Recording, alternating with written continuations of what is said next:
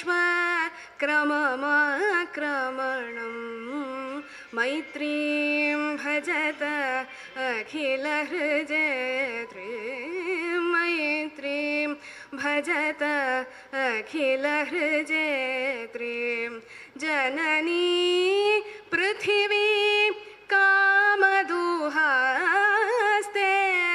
जननी पृथिवी कामदुहास्ते जनको देवः सकलदयालुः जनको देवः सकलदयालुः धाम्यतदाता दयधो जनता धाम्यतदाता दयधो जनता श्रेयो भूयात् सकलजनानां श्रेयो भूयात् सकलजनानां श्रेयो भूयात् सकलजनानां श्रेयो भूयात् सकलजनानां.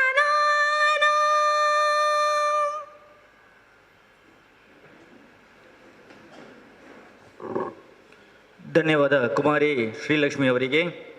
ಕಾರ್ಯಕ್ರಮದ ಮುಂದುವರಿಕೆಯಾಗಿ ಬಂದಿರುವಂಥ ಅತಿಥಿ ಅಭ್ಯಾಗತರನ್ನು ಸೇರಿರುವಂತಹ ಎಲ್ಲ ಸಹೃದಯರನ್ನು ಸ್ವಾಗತಿಸಲಿಕ್ಕಿದ್ದಾರೆ.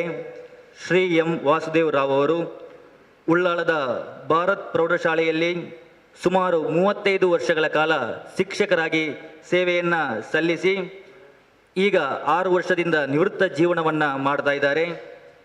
ಮಾತ್ರವಲ್ಲದೆ ತಮ್ಮ ಹವ್ಯಾಸಿ ನೆಲೆಯಿಂದಾಗಿ ಶಿಕ್ಷಕ ಸಂಗಾತಿ ಎನ್ನುವಂತಹ ಶೈಕ್ಷಣಿಕವಾದಂತಹ ಒಂದು ಮಾಸಪತ್ರಿಕೆಯನ್ನು ಕೂಡ ಅದಕ್ಕೆ ಸಂಪಾದಕರಾಗಿ, ಮಾಲಕರಾಗಿ, ಪ್ರಕಾಶಕರಾಗಿ ತಮ್ಮ ಸೇವೆಯನ್ನು ನೀಡ್ತಾ ಇದ್ದಾರೆ ಶ್ರೀಯುತ ಎಂ ವಾಸುದೇವ್ ರಾವ್ ಅವರು.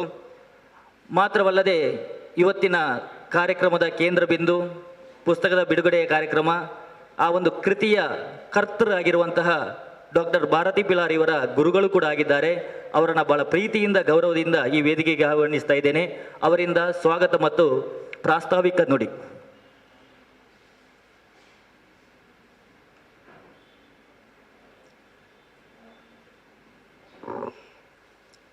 ಎಲ್ಲರಿಗೂ ನಮಸ್ಕಾರ. ಈ ದಿವಸ ನವಿಲುಗರಿ ಕವನ ಸಂಕಲನದ ಬಿಡುಗಡೆ ಕಾರ್ಯಕ್ರಮ. ನನಗೆ ಬಹಳ ಖುಷಿ ಆಗ್ತಾ ಇದೆ. ನನ್ನ ಶಾಲಾ ವಿದ್ಯಾರ್ಥಿನಿ ಆಗಿದ್ದಂತಹ ಭಾರತಿ ಪಿಲಾರ್ ಸುಮಾರು 30 ವರ್ಷಗಳ ಹಿಂದೆ ನಮ್ಮ ಶಾಲೆಯಲ್ಲಿ ಅಭ್ಯಾಸ ಮಾಡಿ ಹಾಗೆಯೇ ಸಾಧನೆಗಳನ್ನು ಮಾಡ್ತಾ ಈ ದಿಕ್ಕಿನಲ್ಲಿ ಇಂದು ಕವನ ಸಂಕಲನದ ಬಿಡುಗಡೆ. ಈ ದಿವಸ ನಾವು ಶಿಕ್ಷಣ ರಂಗವನ್ನು ಚಿಂತನೆ ಮಾಡಿದಾಗ ಒಂದು ಚಿಕ್ಕ ಜಿಜ್ಞಾಸೆ ಅಂತ ಹೇಳಿದರೆ, ವಿದ್ಯೆ ಎನ್ನುವುದು ಕೊಟ್ಟದ್ದರ ಫಲವ ಪಡೆದುಕೊಂಡದ್ದರ ಫಲವ ಅಂತ. ಯಾಕೆ ಹೇಳಿದರೆ, ಅನೇಕ ಶಿಕ್ಷಣ ಸಂಸ್ಥೆಗಳಲ್ಲಿ ಮಕ್ಕಳಿಗೆ ವಿದ್ಯೆಯನ್ನು ತುಂಬಿಸ್ತಾ ಹೋಗುವುದು. ಆದರೆ ಮತ್ತಷ್ಟು ಶಿಕ್ಷಣ ಸಂಸ್ಥೆಗಳಲ್ಲಿ ಮಕ್ಕಳು ತಾವೇ ಪಡೆದುಕೊಳ್ತಾ ಗಳಿಸ್ತಾ ತಾವೇ ಬೆಳೀತಾ ಹೋಗ್ತಾರೆ. ಬಹುಶಃ ಅಂಥ ಒಂದು ಶಿಕ್ಷಣ ಸಂಸ್ಥೆ ಈ ವಿಶ್ವವಿದ್ಯಾನಿಲಯ ಕಾಲೇಜ್ ಮಂಗಳೂರು ಏನಿದೆ, ಅಂಥ ಒಂದು ವಿಶ್ವವಿದ್ಯಾನಿಲಯ ಕಾಲೇಜ್ ಆ ರೀತಿಯ ಗುಂಪಿಗೆ ಸೇರಿರುವಂತಹದ್ದು. ನಾನು ಯಾಕೆ ಹೇಳ್ತಾ ಇದ್ದೇನೆ ಅಂದರೆ, ವಿದ್ಯಾರ್ಥಿಗಳಲ್ಲಿ ಅನೇಕರು ಎಂತಹ ಪರಿಸ್ಥಿತಿಗೆ ಬಂದಿದೆ ಅಂತ ಹೇಳಿದರೆ, ಮಕ್ಕಳಿಗೆ ಎಲ್ಲವನ್ನೂ ಸಂಪೂರ್ಣವಾಗಿ ಸಿದ್ಧಗೊಳಿಸಿ ಅವರಿಗೆ ಆಹಾರವನ್ನು ಕೊಡಬೇಕು. ಹೀಗೆ ಆದರೆ ಅವರು ಸ್ವತಂತ್ರವಾಗಿ ಬೆಳೆಯುವುದು ಹೇಗೆ? ನನಗೆ ನಿವೃತ್ತಿ ಆಗುವಂತಹ ಸಂದರ್ಭದಲ್ಲಿ ಕೊನೆಯ ಕೆಲವು ವರ್ಷಗಳಲ್ಲಿ ಎಂತಹ ಪರಿಸ್ಥಿತಿ ಬಂತಂತ ಹೇಳಿದರೆ, ಮಕ್ಕಳಿಗೆ ನೋಟ್ಸ್ ಕೊಡದೇ ಇದ್ದರೆ ಅವರು ತಯಾರಾಗುವುದೇ ಇಲ್ಲ. ಕೊನೆಗೆ ಹೇಗೆ ಅಂತ ಹೇಳಿದರೆ, ಆ ಪಾಠಗಳ ಪ್ರಶ್ನೋತ್ತರಗಳನ್ನು ನಾನು ಆಡಿಯೋ ರೆಕಾರ್ಡ್ ಮಾಡಿ ಮಕ್ಕಳನ್ನು ಸ್ಮಾರ್ಟ್ ಕ್ಲಾಸಲ್ಲಿ ಕೂಡಿಸಿ ಆ ಆಡಿಯೋ ಪ್ಲೇ ಮಾಡಿ ಅವರಿಗೆ ಕೇಳಿಸುವುದು. ಇದು ವಿದ್ಯಾದಾನ. ಅಂದರೆ ಮಕ್ಕಳು ಆ ರೀತಿ ಶಿಕ್ಷಣವನ್ನು ಪಡೆದುಕೊಂಡಾಗ ಅವರಲ್ಲಿ ಹೇಗೆ ವಿಕಾಸ ಆಗಲಿಕ್ಕೆ ಸಾಧ್ಯ ಆಗ್ತದೆ. ಆದರೆ ನಮ್ಮ ಭಾರತಿ ಪಿಲಾರ್ ಅವರು 90ರ ಕಾಲದಲ್ಲಿ ಏನು ನಮ್ಮ ಶಾಲೆಯಲ್ಲಿ ಕಲಿತಾ ಇದ್ದರು, ಆ ರೀತಿಯ ಪರಿಸ್ಥಿತಿ ಇರಲಿಲ್ಲ. ಅವರೆಲ್ಲ ಸ್ವತಂತ್ರವಾಗಿ ಕಲಿತು ಮತ್ತು ಎಲ್ಲ ಶಾಲೆಯ ಎಲ್ಲ ಚಟುವಟಿಕೆಗಳಲ್ಲಿ ಸಕ್ರಿಯವಾಗಿ ಭಾಗವಹಿಸ್ತಾ ಇದ್ದರು. ಬೆಳೆಯುವ ಪೈರು ಮೊಳಕೆಯಲ್ಲಿ ಎನ್ನುವ ಮಾತನ್ನು ನಾವು ಕೇಳಿದ್ದೇವೆ. ಹಾಗೆಯೇ ಆ ಸಂದರ್ಭದಲ್ಲಿಯೇ ಭಾರತಿ ಪಿಲಾರ್ ಬಹಳ ಉತ್ತಮ ರೀತಿಯಲ್ಲಿ ವಿದ್ಯಾಭ್ಯಾಸವನ್ನು ಮಾಡ್ತಾ ಇದ್ದರು. ನಮ್ಮ ಶಾಲೆಯಲ್ಲಿ ಮಕ್ಕಳ ಸಾಂಸ್ಕೃತಿಕ ಬೆಳವಣಿಗೆ ದೃಷ್ಟಿಯಿಂದ ಒಂದು ಗೋಡೆ ಪತ್ರಿಕೆಯನ್ನು ಮಾಡ್ತಾ ಇದ್ದೆವು. ಸಾಹಿತ್ಯ ಭಾರತಿ, ನಮ್ಮ ಶಾಲೆ ಭಾರತ ಹೈಸ್ಕೂಲ್, ಹಾಗಾಗಿ ಭಾರತಿ ಎನ್ನುವ ಹೆಸರು ಕೊಟ್ಟಿದ್ದೆವು. ಸಾಹಿತ್ಯ ಭಾರತಿ, ಆ ಸಾಹಿತ್ಯ ಭಾರತಿ ಪತ್ರಿಕೆಗೆ ಸಹ ಇವರು ಕತೆ ಕವನಗಳನ್ನೆಲ್ಲ ಬರೆದು ಕೊಡ್ತಾ ಇದ್ರು. ಹೀಗಾಗಿ ವಿದ್ಯಾರ್ಥಿಗಳಲ್ಲಿ ಒಂದು ಸಾಹಿತ್ಯಿಕ ಅವರ ಮನೋವಲಯ ವಿಕಾಸ ಆಗಲಿಕ್ಕೆ ಬಹುಶಃ ಪ್ರೇರಣೆ ಆಗಿದ್ದಿರಬಹುದು. ನಾವು ಈ ದಿವಸ ಗಮನಿಸುವಾಗ, ಅಂದರೆ ಭಾರತಿ ಪಿಲಾರ್ ಅವರು ನಂತರ ದಿವಸಗಳಲ್ಲಿ ನಾನು ನೋಡಿದೆ, ಸಾಮಾಜಿಕ ಜಾಲತಾಣಗಳಲ್ಲಿ ಕೂಡ ಅವರು ತಮ್ಮ ಕವನಗಳನ್ನು ರಚನೆ ಮಾಡಿ ಪ್ರಸ್ತುತಪಡಿಸ್ತಾ ಇದ್ದರು. ಭಾಳ ಖುಷಿ ಆಗ್ತಾ ಇತ್ತು. ಈ ದಿವಸ ನವಿಲುಗರಿ ಎನ್ನುವ ಕವನ ಸಂಕಲನವನ್ನು ಪ್ರಕಟಣೆ ಮಾಡುವಷ್ಟು ಎತ್ತರಕ್ಕೆ ಬೆಳೆದಿದ್ದಾರೆ. ಈ ದಿವಸ ನಾವು ಗಮನಿಸುವಾಗ ಇಂದಿನ ಈ ಕಾರ್ಯಕ್ರಮದಲ್ಲಿ ಮಂಗಳೂರು ವಿಶ್ವವಿದ್ಯಾನಿಲಯದ ಕುಲಪತಿಗಳಾದಂಥ ಸನ್ಮಾನ್ಯ ಡಾಕ್ಟರ್ ಪಿ ಸುಬ್ರಹ್ಮಣ್ಯ ಎಳಪಡಿ ತಯಾರಿಯನ್ನು ಬಂದಿದ್ದಾರೆ. ಅವರು ಸಹ ಒಂದು ಗ್ರಾಮೀಣ ಪ್ರತಿಭೆ. ಅವರು ಕನ್ನಡ ಮಾಧ್ಯಮದಲ್ಲಿಯೇ ಅಭ್ಯಾಸ ಮಾಡಿ ಇದೇ ಶಿಕ್ಷಣ ಸಂಸ್ಥೆಯಲ್ಲಿ ಕೂಡ ಶಿಕ್ಷಣವನ್ನು ಪಡೆದು ಮಂಗಳೂರು ವಿಶ್ವವಿದ್ಯಾನಿಲಯದಲ್ಲಿ ಮೊದಲ ಎಂ.ಕಾಮ್ ಬ್ಯಾಚಲ್ಲಿ ಪ್ರಥಮ ರ್ಯಾಂಕ್ ಪಡೆದಂತಹ ನಮ್ಮ ಸನ್ಮಾನ್ಯ ವೈಸ್ ಚಾನ್ಸಲರ್ ಅವರಿಗೆ ನಾನು ಹೃದಯಪೂರ್ವಕ ಅಭಿನಂದನೆಯನ್ನು ಸಲ್ಲಿಸ್ತೇನೆ. ಇಂದಿನ ಕಾಲಮಾನವನ್ನು ಗಮನಿಸಿದಾಗ ಅವರ ಬದುಕಿನಲ್ಲಿ ಎಷ್ಟೊಂದು ಅನುಭವಗಳ ಸಾರ ತುಂಬಿಕೊಂಡಿದೆ. ತಮ್ಮ ಅನುಭವಗಳನ್ನು ಹೇಳ್ತಾ ಹೋದರೆ ಮುಗಿಲಿಕ್ಕಿಲ್ಲ, ಅಷ್ಟು ಅನುಭವಗಳು ತುಂಬಿಕೊಂಡಿದೆ. ಆ ರೀತಿ ಅಂದರೆ ತಾವೇ ಗಳಿಸಿಕೊಂಡಂತಹ ಜ್ಞಾನ, ಈ ಜ್ಞಾನ ಬಹಳಷ್ಟು ಬೆಲೆ ಉಳ್ಳದ್ದು. ಸನ್ಮಾನ್ಯ ಕುಲಪತಿಯವರು ಇಂದಿನ ಈ ಕಾರ್ಯಕ್ರಮಕ್ಕೆ ತಮ್ಮ ಕೆಲಸಗಳ ಒತ್ತಡಗಳ ನಡುವೆಯೂ ಕೂಡ ಬಂದಿದ್ದಾರೆ. ಬಹುಶಃ ಒಂದು ದೇಸಿ ನೆಲೆಯಿಂದಾಗಿ, ದೇಸಿ ನೆಲೆ ಅಂತ ಹೇಳಿದ್ರೆ ಸರ್ಕಾರಿ ಕಾಲೇಜು, ಕನ್ನಡ ಮಾಧ್ಯಮದಲ್ಲಿ ಅಭ್ಯಾಸ ಮಾಡಿದಂಥ ವಿದ್ಯಾರ್ಥಿನಿ, ಕನ್ನಡ ಕಾವ್ಯ ರಚನೆ ಮಾಡಿರುವಂತಹದ್ದು. ಈ ನೆಲೆಯಲ್ಲಿ ಒಂದು ದೇಶೀಯ ವಾತಾವರಣ, ದೇಶೀಯ ಪರಿಸ್ಥಿತಿ ಈ ಸಂದರ್ಭದಲ್ಲಿ ಕಾಣ್ತಾ ಇದೆ. ಸನ್ಮಾನ್ಯ ವೈಸ್ ಚಾನ್ಸಲರ್ ಆದಂತಹ ಎಡಪಡೆ ಸರ್ ಅವರನ್ನು ನಾನು ಈ ಸಂದರ್ಭದಲ್ಲಿ ಅತ್ಯಂತ ಆತ್ಮೀಯವಾಗಿ ಸ್ವಾಗತವನ್ನು ಮಾಡ್ತಾ ಇದ್ದೇನೆ. ಅವರಿಗೆ ಭಾರತಿ ಪಿಲಾರ್ ಅವರು ಹೂ ನೀಡುವ ಮೂಲಕ ಸ್ವಾಗತಿಸಬೇಕಾಗಿ ವಿನಂತಿ. ಇಂದಿನ ಕಾರ್ಯಕ್ರಮದ ಅಧ್ಯಕ್ಷತೆಯನ್ನು ವಹಿಸಿದ್ದಾರೆ ಇದೇ ಕಾಲೇಜಿನ ಪ್ರಾಂಶುಪಾಲರಂತಹ ಪ್ರೊಫೆಸರ್ ಅನಸೂಯ ರೈ ಅವರು. ನನಗನಿಸ್ತು, ಇಂತಹ ಒಂದು ಶಿಕ್ಷಣ ಸಂಸ್ಥೆಯಲ್ಲಿ ಮೇಡಮ್ ಅವರು ತಮ್ಮದೇ ಸಹೋದ್ಯೋಗಿ ಒಬ್ಬರು ಈ ರೀತಿಯ ಸಾಹಸಕ್ಕೆ ಕೈ ಹಾಕಿರುವಾಗ ಅದಕ್ಕೆ ಒಂದು ಪ್ರೇರಣೆಯಾಗಿ ಪ್ರೋತ್ಸಾಹದ ರೀತಿಯಲ್ಲಿ ತಮ್ಮ ಎಲ್ಲ ಸಿಬ್ಬಂದಿ ವರ್ಗವನ್ನು ಸೇರಿಸಿಕೊಂಡು ಇಂತಹ ಒಂದು ಕಾರ್ಯಕ್ರಮಕ್ಕೆ ಪ್ರೋತ್ಸಾಹಿಸಬೇಕು ಎನ್ನುವ ದೃಷ್ಟಿಯಿಂದ ತಾವು ಕೂಡ ಅಧ್ಯಕ್ಷ ಸ್ಥಾನಕ್ಕೆ ಒಪ್ಪಿಕೊಂಡಿದ್ದಾರೆ. ಬಹಳ ಒಂದು ಸರಳ ಚಿಂತನೆಯ ಪ್ರೊಫೆಸರ್ ಅವರು, ಪ್ರಾಂಶುಪಾಲರು ಪ್ರೊಫೆಸರ್ ಅನಸೂಯ ರಾಯ್ ಇವರಿಗೆ ಇವರ ಈ ಒಂದು ಸಕ್ರಿಯ ಪಾಲ್ಗೊಳ್ಳುವಿಕೆಗೆ ನಾನು ಅನಂತಾನಂತ ವಂದನೆಗಳನ್ನು ಸಲ್ಲಿಸ್ತಾ ಆತ್ಮೀಯವಾಗಿ ಸ್ವಾಗತಿಸ್ತೇನೆ. ಭಾರತಿ ಪಿಲಾರ್ ಅವರು ಅವರಿಗೆ ಹೂ ನೀಡುವ ಮೂಲಕ ಸ್ವಾಗತಿಸ್ತಾ ಇದ್ದಾರೆ.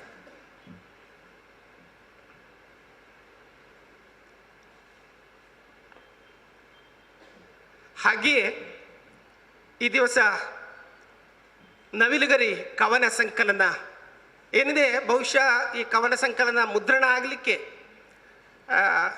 ಒಂದು ಪ್ರೇರಣೆ ಕೊಟ್ಟಂತಹವರು ಡಾಕ್ಟರ್ ಗಣೇಶ್ ಅಮೀನ್ ಸಂಕಮಾರ್ ಸರ್ ಅವರು. ಬ್ರಹ್ಮಶ್ರೀ ನಾರಾಯಣಗುರು ಅಧ್ಯಯನ ಪೀಠ ಮತ್ತು ರಾಣಿ ಅಬ್ಬಕ್ಕ ಅಧ್ಯಯನ ಪೀಠ ಮಂಗಳೂರು ವಿಶ್ವವಿದ್ಯಾಲಯ ಇದರ ಸಂಯೋಜಕರು. ಅವರ ಬಗ್ಗೆ ಎಷ್ಟು ಕೂಡ ಮಾತನಾಡಬಹುದು. ಅವರು ಒಂದು ರೀತಿಯಲ್ಲಿ ತುಳು ಜಾನಪದ ಸಾಹಿತ್ಯದ ಮಾಣಿಕ್ಯ ಅಂತ ಹೇಳಬಹುದು. ಅವರು ಮಾತನಾಡಿದರೆ ಅವರ ಪ್ರತಿಯೊಂದು ತುಳು ಶಬ್ದ ಕೂಡ ಅತ್ಯಂತ ಬೆಲೆ ಇರುವಂತಹದ್ದು, ಅತ್ಯಂತ ಮೌಲ್ಯವುಳ್ಳದ್ದು. ಆ ರೀತಿಯ ಒಂದು ಮಾತುಗಾರರಾಗಿದ್ದಾರೆ. ಅಂದರೆ ಆ ರೀತಿಯ ಸಾಹಿತ್ಯವನ್ನು, ತುಳು ಜಾನಪದ ಸಾಹಿತ್ಯವನ್ನು ತಿಳಿದುಕೊಂಡಂತಹವರು. ಅವರು ಈ ದಿವಸ ನವಿಲುಗರಿ ಕವನ ಸಂಕಲನವನ್ನು ಪರಿಚಯ ಮಾಡಿಕೊಡ್ಲಿಕ್ಕಿದ್ದಾರೆ. ಅವರನ್ನು ಪ್ರೀತಿಯಿಂದ ನಾನು ಸ್ವಾಗತಿಸ್ತಾ ಇದ್ದೇನೆ. ಅವರಿಗೆ ಭಾರತಿ ಪಿಲಾರ್ ಅವರು ಹೂ ನೀಡುವ ಮೂಲಕ ಸ್ವಾಗತಿಸಬೇಕಾಗಿ ಕೇಳಿಕೊಳ್ತೇನೆ.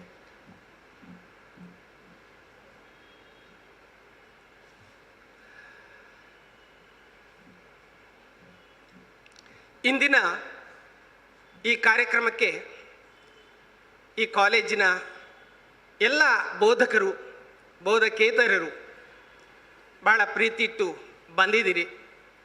ತಮ್ಮ ಒಬ್ಬ ಸಹೋದ್ಯೋಗಿ ಅವರ ಕೃತಿ ಬಿಡುಗಡೆ ಕಾರ್ಯಕ್ರಮ, ಅದರ ಸವಿಯನ್ನು ಅನುಭವಿಸುವ ದೃಷ್ಟಿಯಿಂದ ಈ ರೀತಿ ಒಂದು ಸಂಸ್ಥೆಯಲ್ಲಿ ದುಡಿಯುವ ಎಲ್ಲರೂ ಕೂಡ ಪರಸ್ಪರ ಯಾವುದೇ ಸಂದರ್ಭದಲ್ಲಿ ಒಬ್ಬರಿಗೊಬ್ಬರು ಸಹಕರಿಸ್ತಾ ಇರುವಾಗ, ಪ್ರೇರಣೆಯನ್ನು ಕೊಡ್ತಾ ಇರುವಾಗ ಎಲ್ಲರೂ ಬೆಳೆಯಲಿಕ್ಕೆ ಸಾಧ್ಯ ಆಗ್ತದೆ. ಖಂಡಿತ ಇದು ನಿಮ್ಮ ಈ ಕಾಲೇಜಿನ ಸಮಸ್ತ ಸಿಬ್ಬಂದಿ ವರ್ಗದವರ ಸಾಮರಸ್ಯವನ್ನು ಸೂಚಿಸ್ತದೆ. ತಮ್ಮೆಲ್ಲರನ್ನು ಅತ್ಯಂತ ಆತ್ಮೀಯವಾಗಿ ಸ್ವಾಗತಿಸ್ತಾ ಇದ್ದೇನೆ. ಈ ಕಾರ್ಯಕ್ರಮದಲ್ಲಿ ಈ ಸಂಸ್ಥೆಯ ವಿದ್ಯಾರ್ಥಿಗಳೆಲ್ಲ ಬಹಳ ಪ್ರೀತಿ ಇಟ್ಟು ಬಂದಿದ್ದೀರಿ. ತಮಗೂ ಕೂಡ ಆದರದ ಸ್ವಾಗತ. ಇಂದಿನ ಈ ಕಾರ್ಯಕ್ರಮದಲ್ಲಿ ಸಾಹಿತ್ಯಾಭಿಮಾನಿಗಳು ಮತ್ತು ಭಾರತೀಯವರ ಬಂಧುಗಳು ಕೂಡ ಬಂದಿದ್ದಾರೆ ಮತ್ತು ಮಾಧ್ಯಮ ಮಿತ್ರರು ಕೂಡ ಇದ್ದಾರೆ. ಇವರೆಲ್ಲರನ್ನು ಪ್ರೀತಿಯಿಂದ ಸ್ವಾಗತಿಸ್ತಾ ಇದ್ದೇನೆ.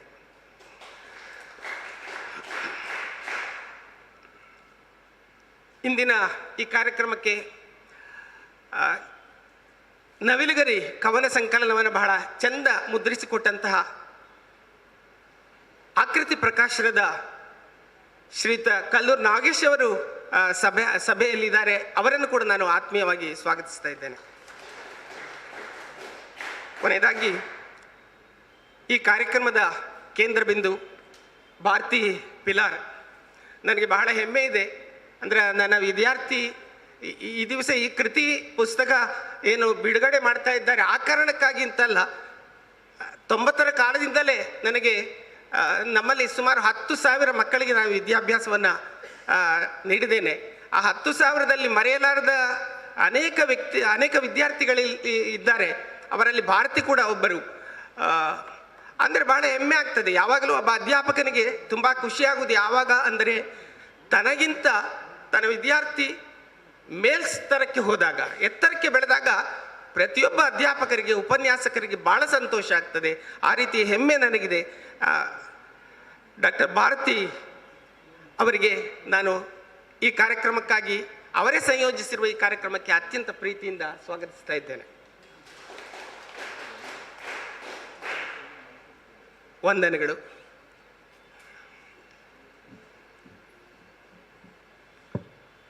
ಸೇರಿರುವ ಸಮಸ್ತರನ್ನ ಸ್ವಾಗತಿಸಿರುವಂತಹ ಶ್ರೀಯುತ ಎಂ ವಾಸುದೇವ್ ರಾವ್ ನಮ್ಮ ಜೊತೆಗಿದ್ದಾರೆ. ಅವರನ್ನು ಬಹಳ ಪ್ರೀತಿಯಿಂದ ಮತ್ತು ಗೌರವದಿಂದ ಈ ಕಾರ್ಯಕ್ರಮದಲ್ಲಿ ಸ್ವಾಗತಿಸ್ತಾ ಅವರಿಗೆ ಶ್ರೀಯುತ ನಾಗೇಶ್ ಅವರು ವೇದಿಕೆ ಬಂದು ಪುಷ್ಪವನ್ನು ನೀಡಿ ಸ್ವಾಗತಿಸಬೇಕಾಗಿ ವಿನಂತಿಸ್ತಾ ಇದ್ದೇನೆ. ಕವಿ ಪತಿ ಶ್ರೀಯುತ ನಾಗೇಶ್ ಅವರು ವೇದಿಕೆ ಬರಬೇಕು.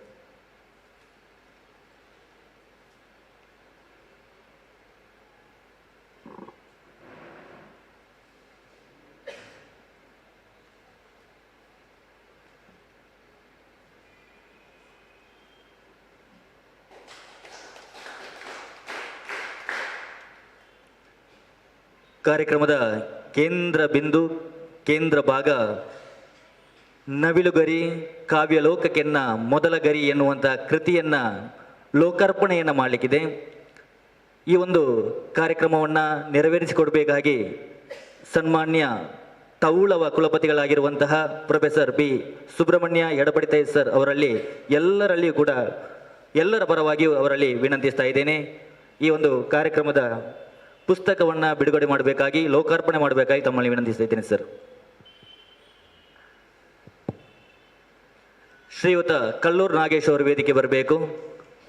ಆಕೃತಿ ಪ್ರಕಾಶನ ಇದರ ಮಾಲಕರು ಸಂಯೋಜಕರಾಗಿರುವಂತಹ ಶ್ರೀಯುತ ಕಲ್ಲೂರು ನಾಗೇಶ್ ಅವರು ಅಂದವಾಗಿ ಚೊಕ್ಕವಾಗಿ ಈ ಒಂದು ಪುಸ್ತಕವನ್ನು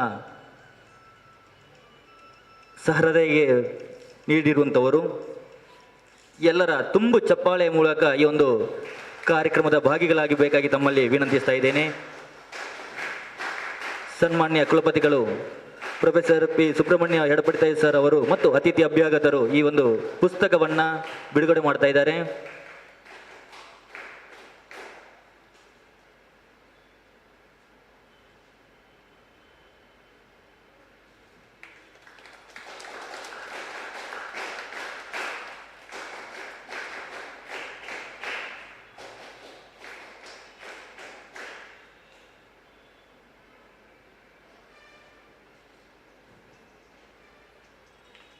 ಧನ್ಯವಾದ ಸರ್. ಕಾರ್ಯಕ್ರಮದ ಮುಂದುವರಿಕೆಯಾಗಿ ಲೋಕದ ವಸ್ತು, ಆ ವಸ್ತನ್ನು ಕವಿ ಕಾಣಬೇಕಾದ್ರೆ ನಿಮಗೆಲ್ಲರಿಗೂ ಸಾಧ್ಯ ಇಲ್ಲ. ಆ ಕವಿಯಲ್ಲಿ ಪ್ರತಿಭೆ ಎನ್ನುವಂಥದ್ದು ಬೇಕಾಗ್ತದೆ. ಆ ವಸ್ತು ಕಾವ್ಯದ ವಸ್ತುವಾಗಿ ಅದೊಂದು ಸಮಗ್ರವಾದಂಥ ಕೃತಿ ಆಗ್ತದೆ. ಆ ಕೃತಿಯನ್ನು ಮತ್ತೆ ಅದು ಲೋಕಕ್ಕೆ ರವಾನೆ ಆಗುವಂಥ ಈ ಕ್ರಿಯೆ ಕಾವ್ಯ ನಿರ್ಮಿತಿಯ ಈ ಕ್ರಿಯೆ. ಹಾಗಾಗಿ ನವಿಲುಗರಿ ಎನ್ನುವಂತಹ ಕವನ ಸಂಕಲನ ಕೃತಿ ಈಗ ಈ ಕ್ಷಣದಲ್ಲಿ ಲೋಕಾರ್ಪಣೆಯಾಗಿದೆ. ಈ ಲೋಕಾರ್ಪಣೆಯನ್ನು ಮಾಡಿರುವಂತಹ ನಮ್ಮೆಲ್ಲರ ನೆಚ್ಚಿನ ಕುಲಪತಿಗಳಾಗಿರುವಂತಹ ಪ್ರೊಫೆಸರ್ ಪಿ ಸುಬ್ರಹ್ಮಣ್ಯ ಎಡಪಡಿತೈ ಅವರು ಈ ಒಂದು ಕಾರ್ಯಕ್ರಮದ ಕುರಿತು ಒಂದೆರಡು ಮಾತಾಡಬೇಕಾಗಿ ತಮ್ಮಲ್ಲಿ ವಿನಂತಿಸುತ್ತಿದ್ದೇನೆ ಸರ್.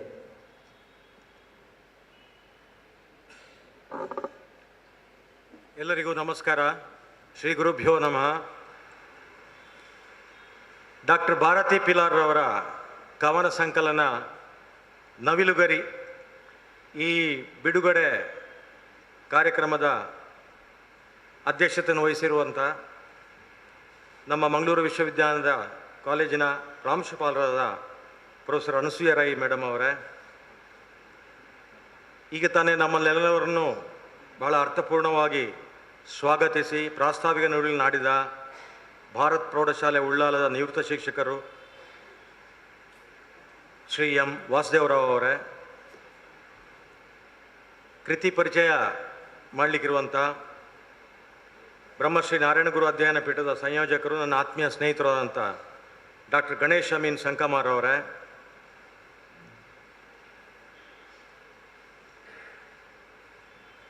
ವೇದಿಕೆಯ ಮುಂಭಾಗದಲ್ಲಿ ಉಪಸ್ಥಿತಿರುವಂಥ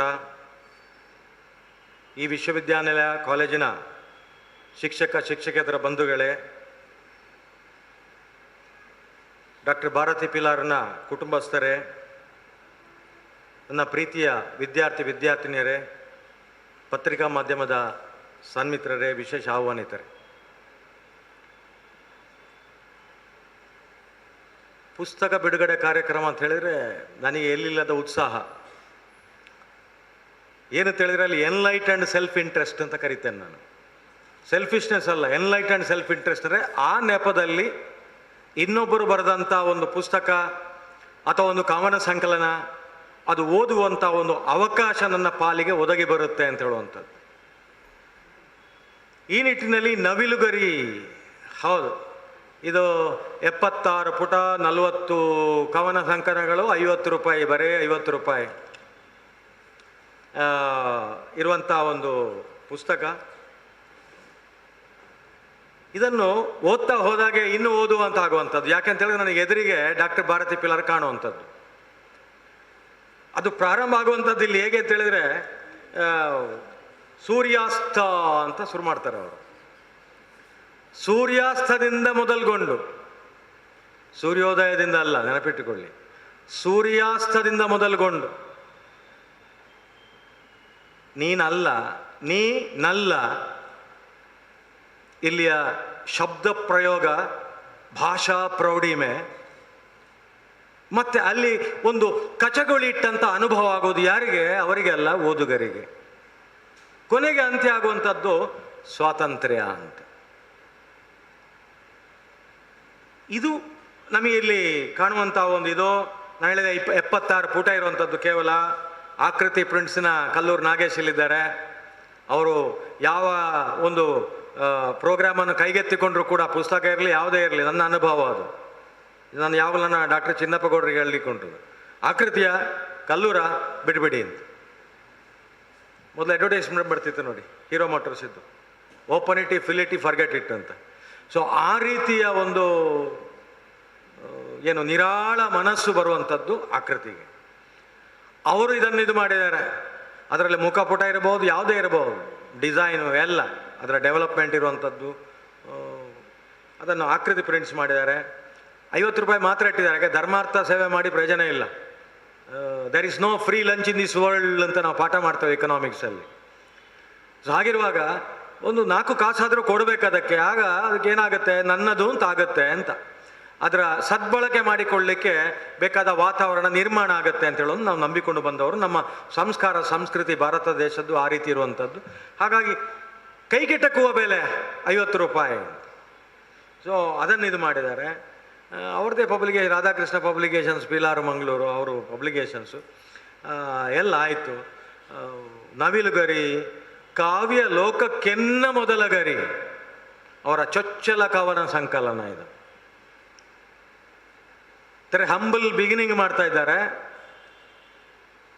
begin with the end in your mind ಅಂತ ಸ್ಟೀಫನ್ ಆರ್ ಕೋವೆ ಅವನ 7 habits of highly effective people ಅಲ್ಲಿ ಹೇಳಿದಾಗೆ, ಎಂಡಿಗೆ ಅವರಿಗೆ ಕಾಣ್ತಾ ಉಂಟು. ಪ್ರಾರಂಭ ಮಾಡಿದ್ದಾರೆ. ಬಸ್ ಹತ್ತೋ ಮೊದಲು ಕಾಪಲ್ಲಿ ಇಳಿಬೇಕಾ, ಉಡುಪಿಯಲ್ಲಿಯ ಅದರ ಮೊದಲು ಇಳಿಬೇಕಾ, ಕಟ್ಟಪಾಡಿಯಲ್ಲಿ ತೆಳೋದು ನಿಶ್ಚಿತ ಮಾಡಿಕೊಂಡು ಬಸ್ ಏರ್ಬೇಕಂತೆ. ಸೊ ಅವರು ನಿಶ್ಚಿತ ಮಾಡಿಕೊಂಡೇ ಏರಿದ್ದಾರೆ. ಇದು ಅವರ ಚೊಚ್ಚಲ ಕವನ ಸಂಕಲನ. ಇದು ಓದ್ತಾ ಹೋದಾಗ ನಾನು ಹೇಳಿದಾಗೆ, ಯಾರೇ ಓದುಗರಾಗಲಿ, ಹೆಣ್ಣಾಗಲಿ ಗಂಡಾಗಲಿ, ಇಳಿ ವಯಸ್ಸಿನವಾಗಲಿ, ಯೌವನ ವಯಸ್ಸಿನವರಾಗಲಿ, ಅವ ಶಿಕ್ಷಕರಾಗಲಿ, ಬ್ಯಾಂಕ್ ಎಂಪ್ಲಾಯ್ LICಯಲ್ಲಿರುವ ಮಾಡಲಿ, ಅವ ರೈತ ಆಗಲಿ, ಯಾರೇ ಆಗಲಿ, ಓದುಗರನ್ನು ಚಿಂತನೆಗೆ ಹಚ್ಚುತ್ತದೆ. ಅದು ಬೇಡ ಅಂತ ಹೇಳಿದ್ರೆ ಹಚ್ಚುತ್ತದೆ. ಹೌದಲ್ವ? ಅದು ಏನು ಇನ್ನು ತಿಳ್ಕೊಳ್ಳುವ, ಇನ್ನು ಅದರ ಒಳಗಡೆ ಹೋಗುವ ಒಳ ಸುಳಿ ಏನು ತಿಳ್ಕೊಳ್ಳುವ ಅಂತ ಹೇಳುವಂಥದ್ದು.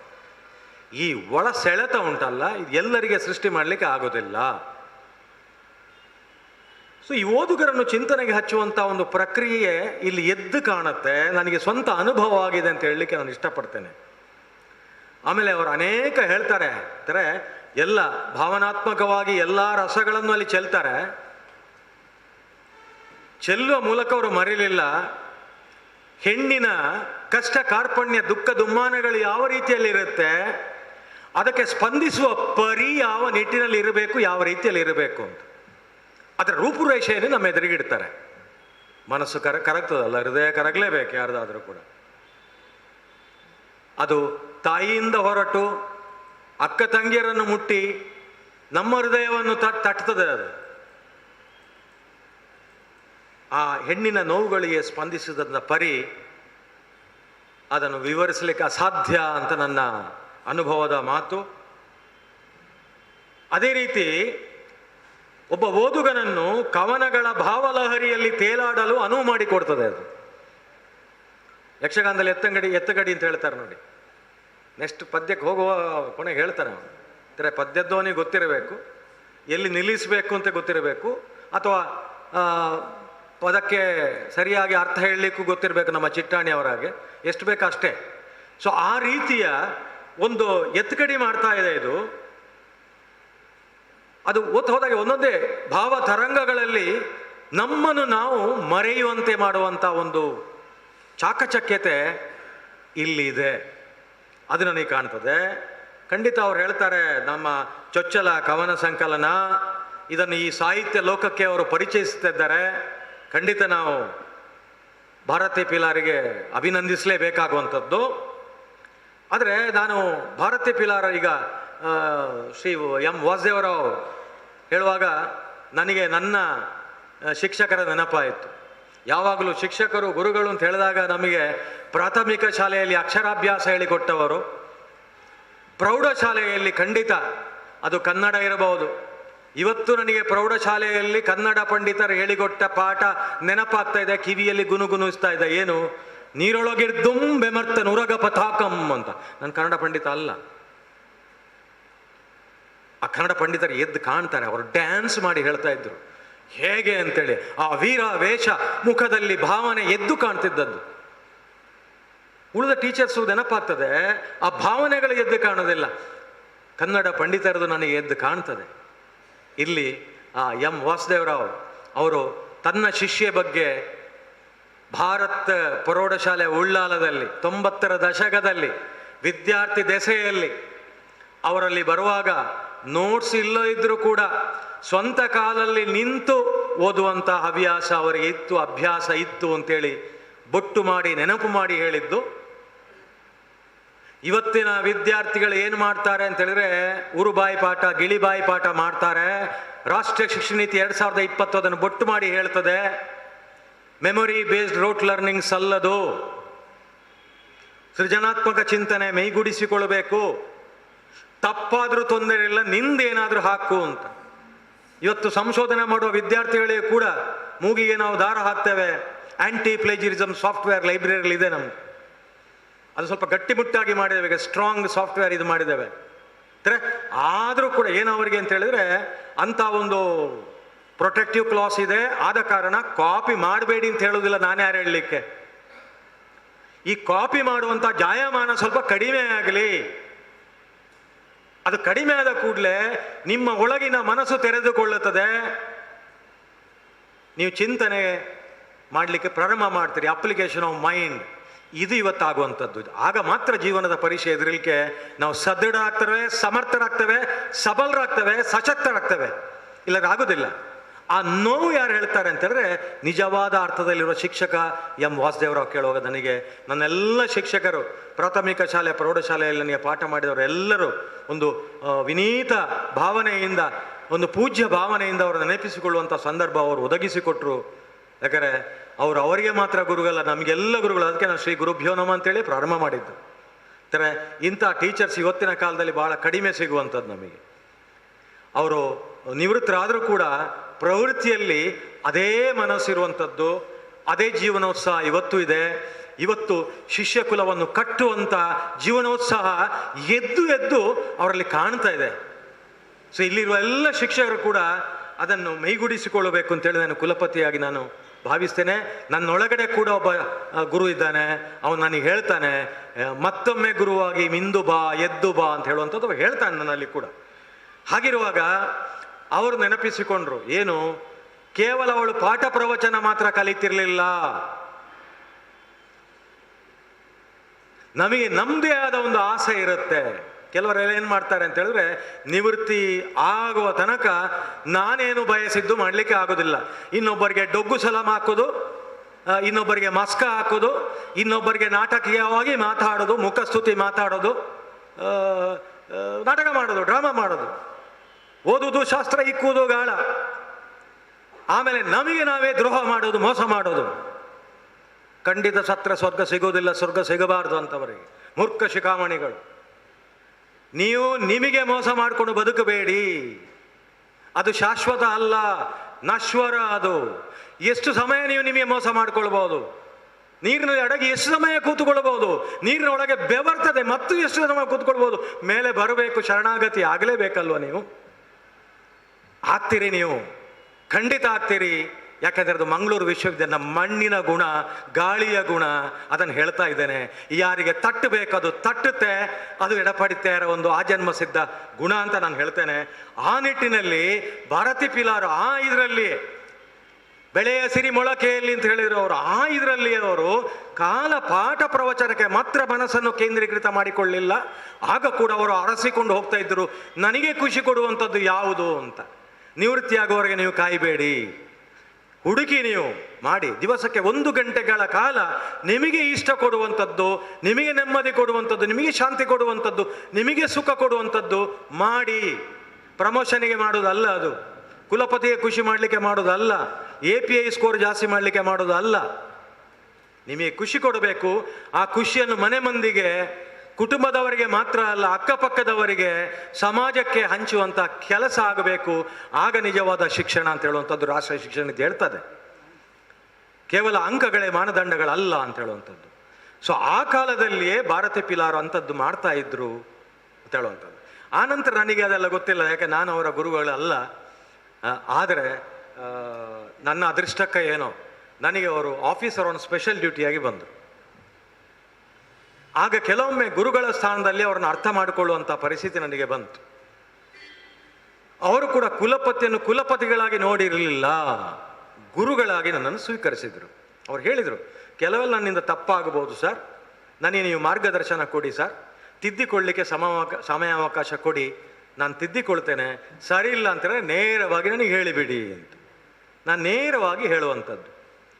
ಅವ್ರು ಎಲ್ಲಿ ಕೂಡ ಪ್ರತಿಕ್ರಿಯಿಸ್ತಿರಲಿಲ್ಲ, ಪ್ರತಿಸ್ಪಂದನೆ ಆಗ್ತಿತ್ತು, ಅದು ಕಾವ್ಯಾತ್ಮಕವಾಗಿರ್ತಿತ್ತು ಅಂತ ಹೇಳೋದಕ್ಕೆ ನಾನು ಇಷ್ಟಪಡ್ತೇನೆ.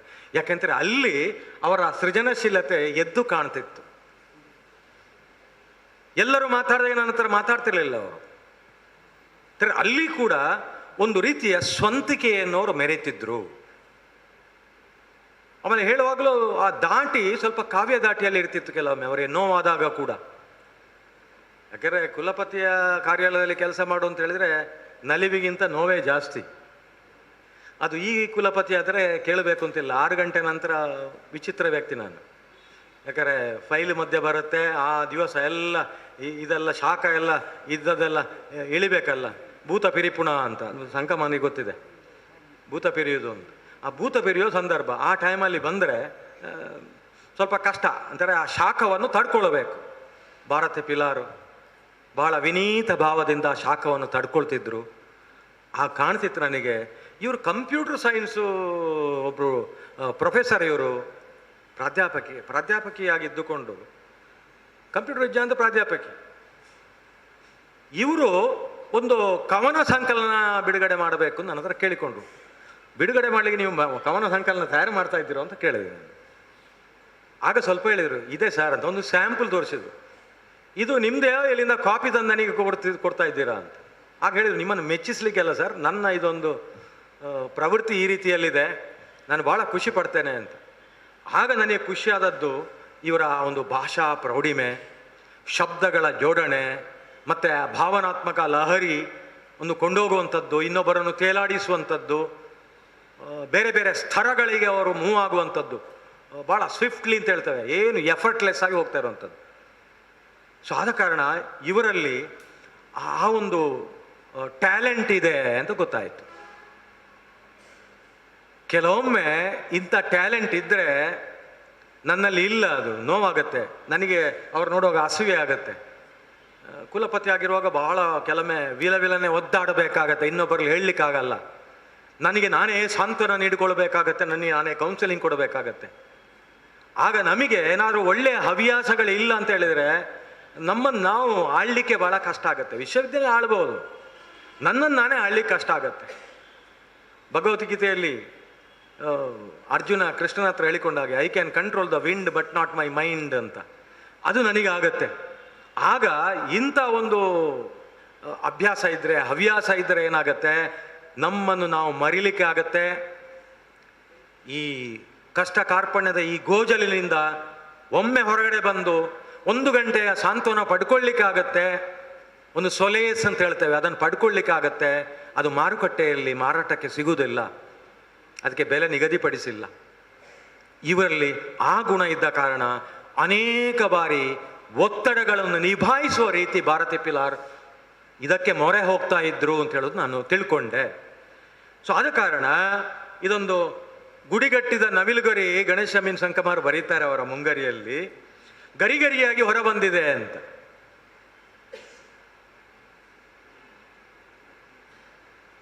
ಇದನ್ನೆಲ್ಲ ನೋಡುವಾಗ ಒಂದು ರೀತಿಯಲ್ಲಿ ನಮಗೆ ಖುಷಿ ಆಗತ್ತೆ. ನಾನು ಹೇಳಿದ ಹಾಗೆ, ಆದರೆ ಇದನ್ನೆಲ್ಲ ಮಾಡಿ ಬರುವಾಗ ಕೊನೆಗೆ ಅವರಿಗೆ ಅರ್ಥ ಆಗ್ತದೆ, ಇದು ವಾಸ್ತವ ಜಗತ್ತು.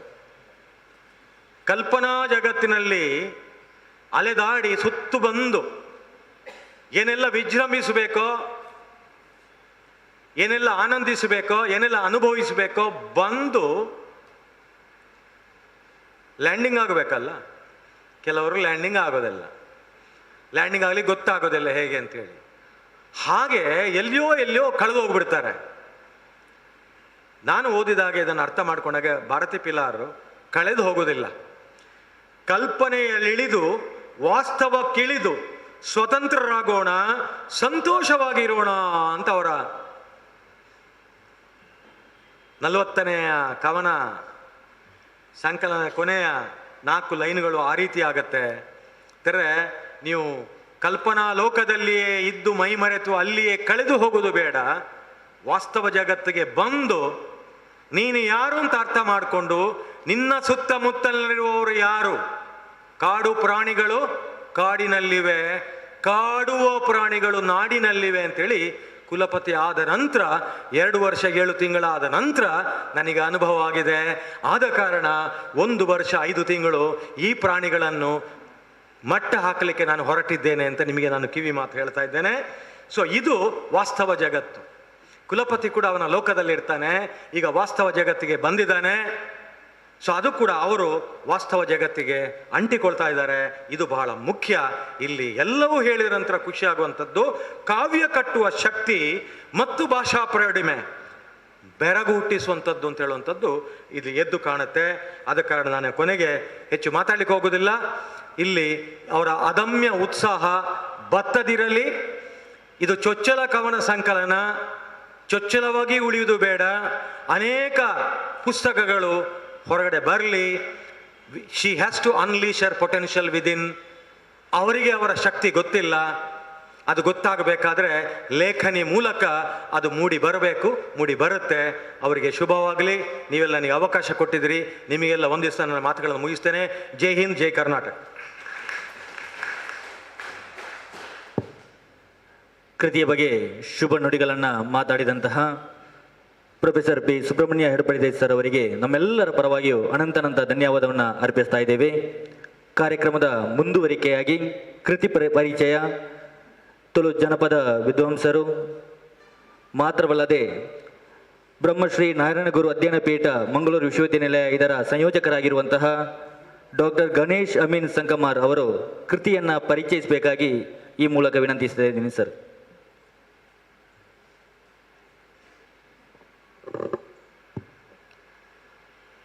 ದಕ್ಷಿಣ ಕನ್ನಡ ಜಿಲ್ಲೆಯ ಜನಕ್ಕೆ ವಿಶ್ವವಿದ್ಯಾನಿಲಯದ ವಿಶ್ವರೂಪವನ್ನು ಹತ್ತಿರದಿಂದ ಕಾಣುವಂತೆ ಮಾಡಿಕೊಟ್ಟಂತಹ ನಮ್ಮೆಲ್ಲರ ಆತ್ಮೀಯರು, ಅಭಿಮಾನದ ಕುಲಪತಿಗಳು ಆಗಿರುವಂತಹ ಪ್ರೊಫೆಸರ್ ಡಾಕ್ಟರ್ ಸುಬ್ರಹ್ಮಣ್ಯ ಎಡಪಡಿತ್ತಾಯರನ್ನು ವಂದಿಸ್ತಾ, ಅಸೂಯೆ ಇಲ್ಲದ ಮಹಿಳೆ ಅಂತ ಹೇಳಿದರೆ ಅದು ಅನಸೂಯ. ಅವರ ಅಧ್ಯಕ್ಷ ಪೀಠಕ್ಕೆ ತಲೆಬಾಗಿ ಹಿರಿಯರಾದ ವಾಸುದೇವರಾಯರನ್ನು ನೆನಪಿಸ್ತಾ, ಇವತ್ತಿನ ಮದುಮಗಳು ಕವಯತ್ರಿ ಭಾರತಿ ಪಿಲಾರ್ ಅವರನ್ನು ಅಭಿನಂದಿಸ್ತಾ, ಇಲ್ಲಿದ್ದಂತಹ ಎಲ್ಲ ವಿದ್ವತ್ ವಲಯಕ್ಕೆ, ವಿದ್ಯಾರ್ಥಿ ಸಮೂಹಕ್ಕೆ, ಮಾಧ್ಯಮ ಬಳಗಕ್ಕೆ ಮತ್ತು ತಾಂತ್ರಿಕ ವರ್ಗಕ್ಕೆ ವಂದಿಸ್ತಾ, ಕೇವಲ 5 ನಿಮಿಷಗಳಲ್ಲಿ ನನ್ನ ಪರಿಚಯ. ಯಾಕೆ ಅಂತ ಹೇಳಿದರೆ, ಕಾವ್ಯ ಮಾತಾಡಲ್ಲ, ಕಾವ್ಯ ಹಾಡುತ್ತೆ.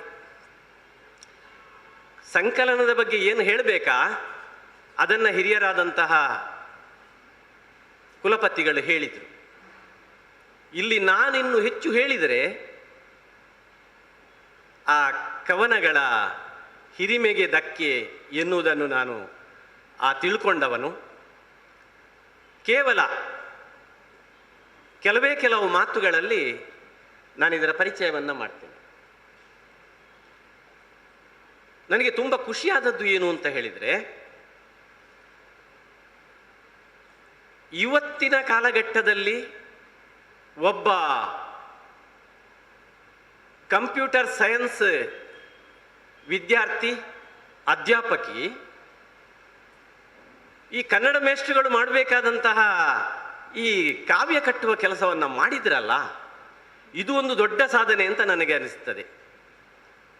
ಯಾಕೆಂದರೆ ನಮ್ಮ ಪರಿಸ್ಥಿತಿ ಎಲ್ಲಿಯವರೆಗೆ ಬಂದಿದೆ ಅಂತ ಹೇಳಿದರೆ, ನೀವು ಗ್ರಂಥಾಲಯಗಳಿಗೆ ಹೋದರೆ ಅದನ್ನು ಯಾರೂ ಮುಟ್ಟದ ರ್ಯಾಕ್ಗಳಿದೆ, ಅವುಗಳು ಪಾಪ ಯಾರೂ ನನ್ನ ಹತ್ರ ಬರುವುದಿಲ್ಲ ಅಂತ ಹೇಳುವಂತಹ ಪುಸ್ತಕಗಳೇ ಹೆಚ್ಚಿದೆ. ಅದು ಕನ್ನಡ ಗ್ರಂಥಾಲಯ ಅಂತೂ ಹೇಳುವುದೇ ಬೇಡ. ಅದರಲ್ಲಿಯೂ ಕೂಡ ಕಾವ್ಯ ಲೋಕ ಅಂತೂ ಮತ್ತೆ ನೀವು ಅದನ್ನು ಕೇಳಬೇಡಿ. ನನಗೂ ಕೂಡ ಕಾವ್ಯ ಇಷ್ಟ, ಆದರೆ ಅಷ್ಟೇ ಕಷ್ಟ. ನಾನು ನನ್ನ 40 ವರ್ಷದ ಈ ಅನುಭವದಲ್ಲಿ, ಸಾಹಿತ್ಯದ ಅನುಭವದಲ್ಲಿ ಬರೆದದ್ದು ಒಂದೇ ಒಂದು ಕವನ ಸಂಕಲನ. ಆಶ್ಚರ್ಯ ಆದೀತು ನಿಮಗೆ. ಯಾಕೆಂದರೆ ಸುಲಭದ ಕೆಲಸ ಅಲ್ಲ. ಅಂಥದ್ರಲ್ಲಿ ಇವಾಗ ಕುಲಪತಿಯವರು ಹೇಳಿದ ಹಾಗೆ ಒಂದು ಓದುಗನನ್ನ ಮಂತ್ರಮುಗ್ಧರಂತೆ ಓದಿಸಿಕೊಂಡು ಹೋಗುವಂತಹ ಆರಂಭದಿಂದ ಕೊನೆಯವರೆಗೆ ನೀನಲ್ಲದಿಂದ ತೊಡಗಿ, ಅದು 3ನೇ ಕವನ. ನನಗೂ ಇಷ್ಟ ಆದದ್ದು ನೀನಲ್ಲ. ಯಾಕೆ ಇಷ್ಟ ಆಯಿತು ಅಂತ ಹೇಳಿದರೆ, ನಾನಲ್ಲ, ನನಗೆ ಮಾತಾಡ್ತಾ ಇದ್ದೇನಲ್ಲ, ನೀವು ಎಲ್ಲರೂ ಒಂದು ನಿಮಿಷ ಯೋಚನೆ ಮಾಡಿ. ನಾವು ಯಾರು, ನಾವು ಮಾತಾಡುವುದಲ್ಲ, ನಮ್ಮನ್ನು ಯಾವುದೋ ಒಂದು ಒಳಗಿದ್ದು ಮಾತಾಡಿಸುವುದಷ್ಟೇ. ಅದು ನಮಗೆ ಗೊತ್ತಿಲ್ಲ ಅಷ್ಟೇ. ಆದ್ದರಿಂದ ಪ್ರತಿಯೊಂದು ಕವನಗಳು ಕೂಡ ಅದು ನೀನಲ್ಲ, ಭಾರತಿ ಪಿಲಾರ್ ಅವರು ಬರೆದದ್ದಲ್ಲ, ಅದು ಅವರ ಒಳಗಿರುವಂತಹ ಭಾವನೆ ಬರೆದದ್ದು, ಒಳಗಿರುವಂತಹ ಮನಸ್ಸು ಬರೆದದ್ದು. ಅದಕ್ಕೆ ಆಕೃತಿ ಕೊಟ್ಟದ್ದು ಮಾತ್ರ ಅವರಷ್ಟೇ. ಇನ್ನೊಂದು ವಿಶೇಷವಾಗಿ ಹೇಳಬೇಕು ಅಂತಾದರೆ, ಇಲ್ಲಿ ಎಲ್ಲ ಕವಿಗಳ ಹಾಗೆ ಭಾರತೀಯವರು ಅಲ್ಲ ಅಂತ ನಾನು ಹೇಳ್ತೇನೆ. ಇಲ್ಲಿ ಇಷ್ಟೆಲ್ಲ ವಿದ್ಯಾರ್ಥಿಗಳಿದ್ದಾರೆ. ನಾನು ವಿದ್ಯಾರ್ಥಿಗಳ ಹತ್ರ ಕೇಳುವುದು, ಈ ನವಿಲುಗರಿ ಇದೆಯಲ್ಲ, ಇದು ಗಂಡ ಹೆಣ್ಣ ಅಂತ.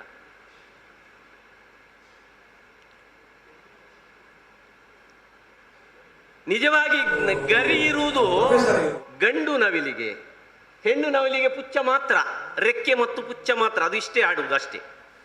ಆದರೆ ನಿಜವಾಗಿ ಸೌಂದರ್ಯವನ್ನ ತೋರಿಸುವಂಥದ್ದು ಮಾಧವರಿಗೆ ಚೆನ್ನಾಗಿ ಗೊತ್ತಿದೆ. ಅದು ತೋರಿಸುವಂಥದ್ದು ಅಂದರೆ ಕಾವ್ಯಲೋಕದಲ್ಲಿ ವಿವರಿಸಿದವರಿಗೆ, ನನ್ನ ಮನೆಯ ಹಿಂದ್ಗಡೆ ನೀವು ಬಂದರೆ ಬೆಳಗ್ಗಿನ ಹೊತ್ತಿಗೆ ಒಂದು 25 ಭೂತಗಳು ಅಣಿ ಕಟ್ಟಿಕೊಂಡು ಬಂದ ಹಾಗೆ ಬರ್ತವೆ.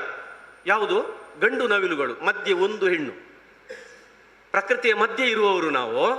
ಅದು ಎಷ್ಟು ಚಂದ ಕಾಣ್ತದೆ ಅಂತ ಹೇಳಿದರೆ, ಎಲ್ಲ ಪ್ರಾಣಿಗಳಲ್ಲಿ, ಪಕ್ಷಿಗಳಲ್ಲಿ ಗಂಡು ಚಂದ, ಮನುಷ್ಯರಲ್ಲಿ ಮಾತ್ರ ಅನಸೂಯ ಮೇಡಮ್ ಹೆಣ್ಣು ಚಂದ ಅಂತ ನಾವು ಒಪ್ಪಿದ್ದು. ಬರೇ ಮನುಷ್ಯರಲ್ಲಿ ಮಾತ್ರ, ಅದು ಒಪ್ಪಿದ್ದಲ್ಲ ರೀ. ನಿಜವಾಗಿ ಮೊದಲು ಬರೆದದ್ದು ಯಾರು ಗೊತ್ತುಂಟ? ಗಂಡಸರು ಬರೆದದ್ದು. ಗಂಡಸರಿಗೆ ಹೆಂಗಸರು ಚಂದ ಕಂಡದ್ದಷ್ಟೇ. ಇಷ್ಟನ್ನ ನೀವು ಇಟ್ಟುಕೊಂಡ್ರೆ ಇದು ಗಂಡು ಗರಿ, ಆಯ್ತಾ? ಹೆಂಗರಿ ಅಲ್ಲ, ಇದು ಗಂಗರಿ. ಗಂಗಾರ ಅಲ್ಲ, ಗಂಗರಿ. ಆ ಗಂಡು ಗರಿ, ಅಂತಹ ಗಂಡುಗರಿಯ ಒಂದು ಲಕ್ಷಣಗಳು ಇಲ್ಲಿಯ ಎಲ್ಲ ಕವನಗಳಲ್ಲಿದೆ. ಅದನ್ನು ಯಾಕೆ ನಾನು ಹೇಳ್ತಾ ಇದ್ದೇನೆ ಅಂತ ಹೇಳಿದರೆ, ಇಲ್ಲಿ ಭಾರತಿ ಮೇಡಮ್ ಅವರು ಪರಂಪರೆ ಮತ್ತು ಆಧುನಿಕತೆಯ ಅನುಸಂಧಾನವನ್ನು ಮಾಡಿದ್ದಾರೆ. ಇಲ್ಲಿ ಪರಂಪರೆ ಮತ್ತು ಆಧುನಿಕತೆಯ ಅನುಸಂಧಾನವನ್ನು ಮಾಡಿದ್ದಾರೆ. ನಾನು ಕವನಗಳ ಬಗ್ಗೆ ಏನು ಹೇಳಲ್ಲ, ಯಾಕೆ ಅದು ನೀವು ಓದಬೇಕು. ಅವರೀಗ ಕೊಂಡಾಡಿದರು ಯಾರು ಕುಲಪತಿಯವರು ಕವನ ಸಂಕಲನವನ್ನ ಕೊಂಡಾಡಿದರು. ನೀವು ಕೊಂಡು ಓದಬೇಕು. ಹಾಗಾಗಿ 50 ರೂಪಾಯಿಗೆ ನಿಮಗೆ 40 ಪ್ರಪಂಚ ಸಿಗುತ್ತೆ. 50 ರೂಪಾಯಿಗೆ 40 ಪ್ರಪಂಚ ಸಿಗುತ್ತದೆ ಒಂದು ಡೈರಿ ಮಿಲ್ಕಿನ ಕ್ರಯಕ್ಕೆ. ನಿಮಗೆ ಆ 40 ಕವನಗಳು ನಿಮ್ಮ 40 ಲೋಕವನ್ನು ನಿಮಗೆ ತೋರಿಸುವಂಥದ್ದು. ನಾನು ಅಷ್ಟದನ್ನು ಮೆಚ್ಚಿಕೊಂಡಿದ್ದೇನೆ. ಅದರ ಮುನ್ನುಡಿಯನ್ನ ನಾನು ಓದಲ್ಲ, ನಾನು ಮುನ್ನುಡಿಯಲ್ಲಿ ತುಂಬ ಅದನ್ನು 3 ಸಲ ಓದಿದ್ದೇನೆ. ಕವನ ಸಂಕಲನವನ್ನು 40 ಪದ್ಯಗಳನ್ನು ಒಂದೇ ದಿನ ಸಂಜೆ 8 ಗಂಟೆಗೆ ಕೂತವ 12 ಗಂಟೆಯ ಒಳಗಡೆ ಅದನ್ನು 3 ಸಲ ಓದಿಕೊಂಡು ಅದಕ್ಕೆ ಮುನ್ನುಡಿ ಬರೆದು ಅವರಿಗೆ ವಾಟ್ಸಪ್ ಮಾಡಿಬಿಟ್ಟಿದ್ದೇನೆ. ಯಾಕೆ ಅಂತ ಹೇಳಿದರೆ, ನಾವು ತುಂಬ ಖುಷಿ ಪಡುವಂತಹ ವಿಚಾರ ಅಂದರೆ, ಇವತ್ತು ನಾವು ಯಾವುದನ್ನು ಮರೆತು ಬಿಡ್ತೇವೆ ಅದನ್ನು ಪುನಃ ನಾವು ಅಪ್ಪಿಕೊಳ್ಳುವಂತಹ ಪ್ರಸಂಗಕ್ಕೆ ನಾವು ಬರ್ತಾ ಇದ್ದೇವೆ ಅಂತ. ಒಬ್ಬ ತಂತ್ರಜ್ಞಾನದ ಒಬ್ಬ ವಿದ್ಯಾರ್ಥಿ ಆಗಿ, ತಂತ್ರಜ್ಞಾನದ ಒಬ್ಬ ಪ್ರಾಧ್ಯಾಪಕಿಯಾಗಿ ಅವರು ಈ ಕಾವ್ಯ ಲೋಕದ ಒಳಗೆ ಬಂದಿದ್ದಾರೆ ಅಂತ ಹೇಳಿದರೆ, ಅದು ನಮಗೆ ಎಲ್ಲರಿಗೂ ಒಂದು ರೀತಿಯ ಆಶಾವಾದವನ್ನು ಬಿಂಬಿಸ್ತದೆ. ಒಂದು ರೀತಿಯ ಆಶಾವಾದ. ನಿಮಗೆ ಯಾವುದರಲ್ಲಿಯೂ ಸುಖ ಸಿಗಲಿಕ್ಕಿಲ್ಲ. ಸತ್ಯ ಹೇಳುವುದಿದ್ರೆ ಕುಲಪತಿಯವರು ಅದನ್ನು ಭಾರಿ ಚಂದ ಹೇಳಿದರು. ನಮ್ಮ ಯಾವುದೇ ವ್ಯವಹಾರಗಳಲ್ಲಿ, ಯಾವುದೇ ನಿಮ್ಮ ಉದ್ಯಮದಲ್ಲಿ, ಅದು ಕುಲಪತಿಯವರಿಂದ ಹಿಡಿದು ಬೇರೆ ಯಾವುದೇ ಒಂದು ಉದ್ಯಮ ಮಾಡುವವನವರೆಗೆ ನಿಮಗೆ ಸಂತೋಷವನ್ನ ವೃತ್ತಿಯಲ್ಲಿ ಅನುಭವಿಸಲಿಕ್ಕೆ ತುಂಬ ಕಷ್ಟ. ಆದರೆ ಒಂದು ಕಾವ್ಯ ಲೋಕದಲ್ಲಿ ಸಂತೋಷವನ್ನು ಅನುಭವಿಸಲಿಕ್ಕೆ ತುಂಬ ಸುಲಭ. ಯಾಕೆ ಅಂತ ಹೇಳಿದರೆ, ಹಿಂದಿನ ನೀವು ಕುವೆಂಪು ಬೇಂದ್ರೆಯಂತಹ ಕವಿಗಳಿಂದ ಇದು ನಮಗೆ ಬಂದಿದೆ. ಕುವೆಂಪು ಅವರ ತುಂಬ ಪ್ರಭಾವ ಅವರಿಗೆ ಆಗಿದೆ ಅಂತ ಅವರೇ ಹೇಳ್ತಾರೆ.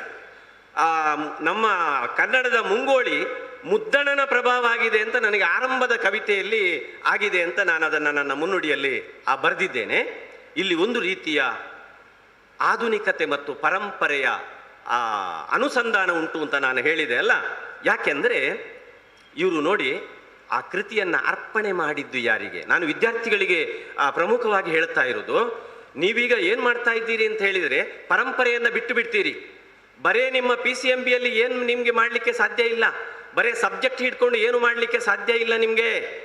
ನೀವು ಸ್ವಲ್ಪ ನಿಮ್ಮ ಪರಂಪರೆಯನ್ನು, ಇತಿಹಾಸವನ್ನು, ಪುರಾಣವನ್ನು ನೀವು ಸ್ವಲ್ಪ ಕೆದಕಿ ನೋಡಬೇಕಾಗ್ತದೆ. ಆಗ ಮಾತ್ರ ನಿಮಗೆ ನೀವು ಯಾರು ಅಂತ ಗೊತ್ತಾಗೋದು. ಇಲ್ಲಿ ನೋಡಿ, 4 ಗಟ್ಟಿಗಳಿದೆ. ಅವರು ಅರ್ಪಣೆ ಮಾಡಿದ್ದು ಅವರ ತಂದೆ ಕೃಷ್ಣ ಗಟ್ಟಿ, ತಾಯಿ ರಾಧಾ ಗಟ್ಟಿ, ಮಾವ ದೇವಪ್ಪ ಗಟ್ಟಿ, ಅತ್ತೆ ಲಲಿತಾ ಗಟ್ಟಿ. ಇದು 4 ಗಟ್ಟಿಗಳು ಇಡೀ ಆ ಕವನ ಸಂಕಲನಕ್ಕೆ ಒಂದು ಆಧಾರವಾಗಿ ಅದನ್ನು ಗಟ್ಟಿಗೊಳಿಸಿದೆ ಅಂತ.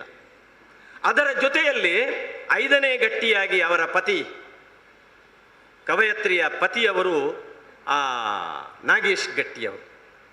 ಅವರ ಬೆಂಬಲ ಸಹಕಾರ ಇಲ್ಲದಿದ್ದರೆ ಒಂದು ಕವಯತ್ರಿ ಬೆಳೆಯಲಿಕ್ಕೆ ಅದು ಸಾಧ್ಯವೇ ಇಲ್ಲ. ಆದ್ದರಿಂದ ನಾನು ಮೊದಲು ಅಭಿನಂದಿಸಬೇಕಾದದ್ದು ಇವರನ್ನಲ್ಲ, ನಾಗೇಶ್ ಗಟ್ಟಿ ಯಾರಿದ್ದಾರೆ ಅವರನ್ನು ನಾವು ಅಭಿನಂದಿಸಬೇಕು. ಅವರಿಗೆ ಒಂದು ಚಪ್ಪಾಳೆ ಕೊಡಿ. ಯಾಕೆ ಗೊತ್ತಾ? ನಾವು ಬರೀಬೇಕಾದ್ರೆ ಅಂಥ ವಾತಾವರಣ ಸೃಷ್ಟಿಯಾಗಬೇಕು. ಅಂಥ ವಾತಾವರಣವನ್ನು ಮನೆಯವರು ಸೃಷ್ಟಿ ಮಾಡಿ ಕೊಡಬೇಕು. ಇವತ್ತು ತಂದೆ ತಾಯಿಯನ್ನು ಮತ್ತು ಅತ್ತೆ ಮಾವಂದಿರನ್ನ 4 ಜನರನ್ನ ಒಂದೇ ಕಡೆ ಕೊಂಡೋಗ್ಲಿಕ್ಕೆ ಉಂಟಲ್ಲ, ಯಾರಿಂದಲೂ ಸಾಧ್ಯ ಇಲ್ಲ. ಅಂಥದ್ರಲ್ಲಿ ಅವರು ಅದನ್ನು ಒಟ್ಟಿಗೆ ತೆಕ್ಕೊಂಡು ಹೋಗಿದ್ದಾರೆ ನೋಡಿ, ಅದು ಅವರ ಗಟ್ಟಿತನವನ್ನು ಹೇಳ್ತದೆ. ಆದ್ದರಿಂದ ಅವರು ಭಾರತಿ ನಮಗೆ ಹೆಣ್ಣಾಗಿ ಕಂಡರೂ ಕೂಡ ಅದು ಗಂಡು ನವಿಲು. ಹೀಗೆ ಆ 40 ಕವನಗಳಲ್ಲಿ ಅವರು ಏನನ್ನ ಕೊಡಬೇಕು, ಅಲ್ಲಿ ಪ್ರಕೃತಿ ಪ್ರೇಮ ಇದೆ, ಪ್ರಕೃತಿಯನ್ನ ವಿಕೃತಿಯನ್ನಾಗಿಸುವಂತಹ ಭಯ ಇದೆ. ಒಂದು ಕಡೆ ಪ್ರಕೃತಿ ಪ್ರೇಮ ಇದೆ, ಮತ್ತೊಂದು ಕಡೆ ಇವತ್ತಿನ ಆ ವಿಕೃತ ಮನಸ್ಸುಗಳ ಬಗ್ಗೆ ಭಯ ಇದೆ. ಪುರಾಣದ ಅನುಭವ ಇದೆ, ಪರಂಪರೆಯ ಜ್ಞಾನ ಇದೆ, ಇತಿಹಾಸದ ಅನುಭವ ಇದೆ, ವಾಸ್ತವದ ಅನುಸಂಧಾನವೂ ಇದೆ.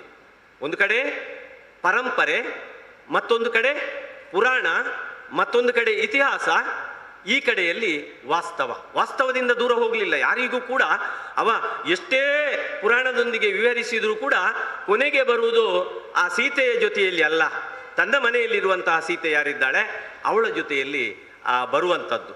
ಆದ್ದರಿಂದ ನನಗೊಂದು ಮತ್ತೊಂದು ಖುಷಿ ಏನು ಗೊತ್ತಾ, ಆಕೃತಿಯವರಿಲ್ಲೇ ಇದ್ದಾರೆ. ಅದಕ್ಕೆ ಆಕೃತಿಯನ್ನು ಕೊಟ್ಟವರು ಅವರ ಆ ಪ್ರಕಾಶನಕ್ಕೆ ಹೆಸರು ಕೊಟ್ಟದ್ದು ನಾನು. ಆ ರಾಧಾ ಮತ್ತು ಕೃಷ್ಣ ಎನ್ನುವ ರಾಧಾಕೃಷ್ಣ ಪಬ್ಲಿಕೇಶನ್ ಅಂತ ಹೆಸರು ಕೊಟ್ಟದ್ದು ನಾನು ಎನ್ನುವಂಥದ್ದು ನನಗೊಂದು ರೀತಿಯ ಸಮಾಧಾನ. ನೀವು ಯಾವ ಪ್ರಕಾಶನದಲ್ಲಿ ಯಾಕೆ ಮಾಡ್ತಾ ಇದ್ದೀರಾ, ನಿಮ್ಮ ತಂದೆ ಮತ್ತು ತಾಯಿ ಕೃಷ್ಣ ಮತ್ತು ರಾಧೆ ಒಟ್ಟಿಗೆ ಇಟ್ಟರೆ ಅದು ರಾಧಾಕೃಷ್ಣ ಪ್ರಕಾಶನ ಆಗುತ್ತದೆ ಅಂತ ಹೇಳಿದೆ. ಇಷ್ಟು ಅವರ ಕವನ ಸಂಕಲನದ ಒಳಗಡೆ ನೀವು ನೋಡಬೇಕಾದಂತಹ ವಿಚಾರಗಳಂದರೆ, ಪ್ರತಿಯೊಂದು ಕವನಗಳು ಕೂಡ ನಮ್ಮ ವಾಸ್ತವವನ್ನ ಕೆದಕಿಕೊಂಡು ಪುರಾಣವನ್ನ, ಇತಿಹಾಸವನ್ನ ಮತ್ತು ಪರಂಪರೆಯನ್ನ ದೃಷ್ಟಿಸುವಂತಹ ಆ ಸೃಷ್ಟಿ ಈ ಕವನದ ಒಳಗಡೆ ಇದೆ ಎನ್ನುವ ಮಾತನ್ನ ಹೇಳ್ತಾ, ವಿದ್ಯಾರ್ಥಿಗಳೆಲ್ಲ ನೀವಿದ್ದೀರಾ. ನೀವೀಗ ನಿಮಗೆ ಗೂಗಲ್ ಮಾಮನಲ್ಲಿ ಹೋದರೆ, ಗೂಗಲ್ ಮಾಮವ ಗೂಗಲ್ ಮಾಮಿಯ ನನಗೆ ಗೊತ್ತಾಗೋದಿಲ್ಲ, ಅದು ಗಂಡು ಹೆಣ್ಣು ಭೇದ ಇಲ್ಲ. ಆ ಗೂಗಲಿಗೆ ಹೋದರೆ ಎಲ್ಲ ಸಿಗುತ್ತದೆ ಅಂತ ನೀವು ಎಣಿಸ್ತೀರಿ. ಅದೊಂದು ನೀವು ಖಂಡಿತ ಯೋಚನೆ ಮಾಡಬೇಡಿ. ನೀವೀಗ ಎಷ್ಟು ಬಡವಾಗಿದ್ದೀರಿ ಅಂತ ಹೇಳಿದರೆ, ನೀವು ಎಷ್ಟು ನಾವು ಈಗಿನ ಆ ಜನ್ರೇಷನ್ ಎಷ್ಟು ವೀಕ್ ಆಗುತ್ತಾ ಇದೆ ಅಂತ ಹೇಳಿದರೆ, ಸ್ವತಂತ್ರವಾಗಿ ಯೋಚನೆ ಮಾಡುವಂತಹ ಒಂದು ಆ ಸಿದ್ಧಾಂತವನ್ನೇ ಬಿಟ್ಟು ಬಿಟ್ಟಿದೆ. ನಮ್ಮ ಕಾಲಕ್ಕೆ ಆಗುವಾಗಲೇ ಹೋಗ್ತಾ ಬಂದಿದೆ. ಆದರೆ ಒಂದು 100 ವರ್ಷದ ಹಿಂದೆ ನೀವು ಹೋದರೆ, ಕಾರಂತರ ಕಾಲಕ್ಕೆ ಹೋದರೆ, ಕುವೆಂಪು ಅವರ ಕಾಲಕ್ಕೆ ಹೋದರೆ, ಬೇಂದ್ರೆಯವರ ಕಾಲಕ್ಕೆ ಹೋದರೆ, ಅವರು ತನ್ನ ಮಕ್ಕಳ ಸಾವಿನಲ್ಲಿಯೂ ಕೂಡ ಅವರು ಕಾವ್ಯವನ್ನ ಕಂಡವರು ಬೇಂದ್ರೆ. ಆದರೆ ನಮ್ಮ ಮಕ್ಕಳು ಏನು ಮಾಡ್ತಾರೆ ಅಂತ ಹೇಳಿದರೆ, ನೀ ಹಿಂಗ ನೋಡಬೇಡ ನನ್ನ, ನೀ ಹಿಂಗೆ ನೋಡಿದರೆ ನನ್ನ ತಿರುಗಿ ನಾ ಹೆಂಗ ನೋಡಲಿ ನನ್ನ ಅಂತ ಅವರು ಆ ಹೆಣ ಇಟ್ಟುಕೊಂಡು ಆ ಹೆಂಡತಿ ಜೊತೆಯಲ್ಲಿ ಮಾತಾಡಿದ್ದನ್ನ ನಮ್ಮ ಮಕ್ಕಳು ಏನು ಮಾಡ್ತಾರೆ, ಆ ಕಾವ್ಯದ ಒಳಗೆ ಹೋಗ್ಲಿಕ್ಕೆ ಅವ್ರಿಗೆ ಗೊತ್ತಿಲ್ಲ.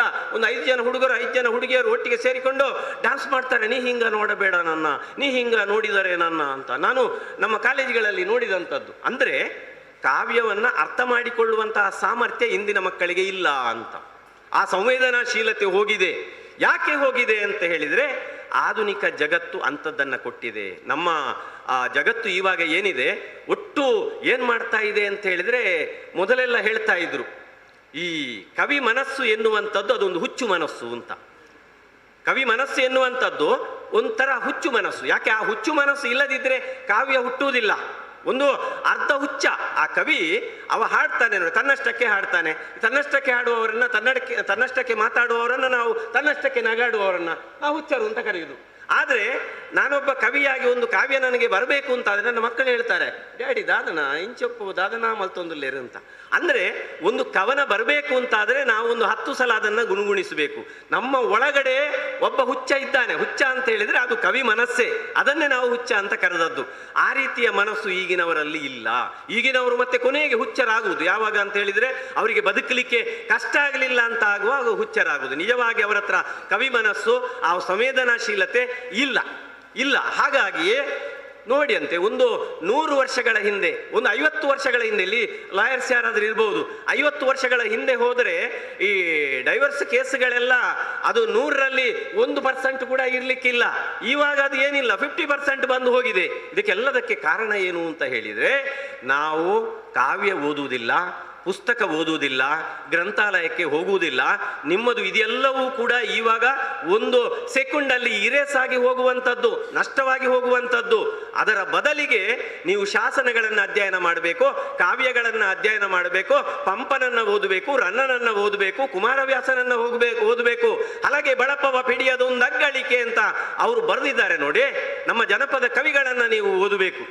ಅಂದರೆ ನೀವು ಓದಬೇಕು ಅಂತ, ಈಗ ಅವರು ಬರೆದದ್ದು ಸುಮ್ಮನೆ ಅಲ್ಲ, ನೀವು ಓದಬೇಕು ಅಂತ. ನಿಮಗೆ ಅವರು ಒಂದು ಇಲ್ಲಿ ಮಾಡೆಲ್, ಅವರು ಮಾದರಿ.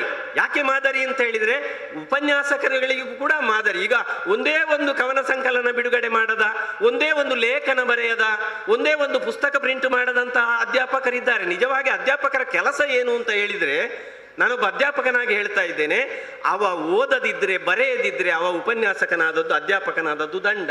ವಾಸ್ತವ ನಿಜವಾಗಿ ಇರುವಂಥದ್ದೇ ಅವನ ಬದುಕು. ಅದರಲ್ಲಿ ಆಶ್ಚರ್ಯ ಆಗುವುದು, ಇವಾಗ ರಾಶಿ ಫೈಲಿನ ಮಧ್ಯೆ ನಮ್ಮ ಕುಲಪತಿಯವರು ಎಷ್ಟು ಓದ್ತಾರೆ. ಅವರ 2 ವರ್ಷದ ಹಿಂದೆ 3 ವರ್ಷದ ಹಿಂದೆ ನಾನು ಕೇಳಿದ ಭಾಷಣಗಳಿಗೂ ಈಗ ಇತ್ತೀಚೆಗೆ ಕೇಳುವ ಭಾಷಣಗಳಿಗೂ ಅಜಗಜಾಂತರ ವ್ಯತ್ಯಾಸ ಇದೆ. ಅದನ್ನು ಗಮನಿಸಬಹುದು ನೀವು. ಎಷ್ಟು ಬದಲಾವಣೆ ಅಂತ ಹೇಳಿದ್ರೆ ಇದಕ್ಕೆ ಏನು ಕಾರಣ ಗೊತ್ತಾ? ಅವರ ಓದು ಕಾರಣ, ಅವರ ಅಧ್ಯಯನ ಕಾರಣ, ಅವರ ಅಧ್ಯಯನಶೀಲತೆ ಕಾರಣ. ಅಮೃತ್ ಸೋಮೇಶ್ವರರು ಇತ್ತೀಚೆಗೆ ನನಗೆ ಒಂದು ಮಾತು ಹೇಳಿದರು. ಆಸ್ಪತ್ರೆಯಲ್ಲಿ ಇರುವಾಗ ನಾವೆಣಿಸಿದೆವು ಇನ್ನಿವರು ಹೆಚ್ಚು ಬದುಕುವುದಿಲ್ಲ ಅಂತ. ಇತ್ತೀಚೆಗೆ ನನ್ನ ಹತ್ರ ಹೇಳಿದರು, ಅಮೀನ್ ನಾನು ಹೇಗೆ ಹುಷಾರಾದದ್ದು ಗೊತ್ತಾ? ಡಾಕ್ಟ್ರುಗಳ ಮದ್ದಿನಿಂದ ಅಲ್ಲ, ನಾನು ಇತ್ತೀಚೆಗೆ ಮನೆಗೆ ಬಂದ ನಂತರ ವೀಲ್ ಚೇರಲ್ಲೇ ಕೂತ್ಕೊಂಡು ಓದಲಿಕ್ಕೆ ಶುರು ಮಾಡಿದೆ ಮತ್ತು ಬರೆಯಲಿಕ್ಕೆ ಶುರು ಮಾಡಿದೆ ಅಂತ. ಇದು ನೋಡಿ, ಎಲ್ಲರೂ ನೆನಪಿಡಬೇಕಾದಂಥ ಒಂದು ವಿಷಯ. ಎಲ್ಲ ಕಾಯಿಲೆಗಳಿಗೂ ಮದ್ದು ಯಾವುದು? ಓದು ಎನ್ನುವಂಥದ್ದು ಮದ್ದು. ಆದ್ರಿಂದ ನಾವು ಬರೀಬೇಕು, ಅದರ ಜೊತೆಯಲ್ಲಿ ಓದಬೇಕು. ಆಗ ನಮ್ಮಲ್ಲಿ ಸಂವೇದನಾಶೀಲತೆ ಹುಟ್ಟಿಕೊಳ್ತದೆ. ಇಲ್ಲದಿದ್ದರೆ ಎಲ್ಲವೂ ಸತ್ತು ಹೋಗ್ತದೆ. ಇವತ್ತು ಬಂದ ಈ ವೈರಸ್ ಇದೆ ಇಲ್ಲ, ಇವತ್ತು ಡೇಂಜರ್. ಒಂದು ವೈರಲ್ ಮತ್ತೊಂದು ವೈರಸ್, ಆ ಎರಡಕ್ಕೆ ಜನ ಹೆದರಿ ಹೋಗ್ತಾರೆ ಅಂತ ಹೇಳಿದ್ರೆ, ಈಗ ನಾವು ಮುಖ ಮುಚ್ಚಿಕೊಂಡು ಇದುವರೆಗೆ ನಾವು ಬದುಕಲಿಲ್ಲ. ನಮ್ಮ ಭಾರತೀಯ ಪರಂಪರೆ ಎನ್ನುವಂಥದ್ದು ಅದು ಋಷಿ ಮೂಲದ ಸಂಸ್ಕೃತಿ, ಕೃಷಿ ಮೂಲದ ಸಂಸ್ಕೃತಿ.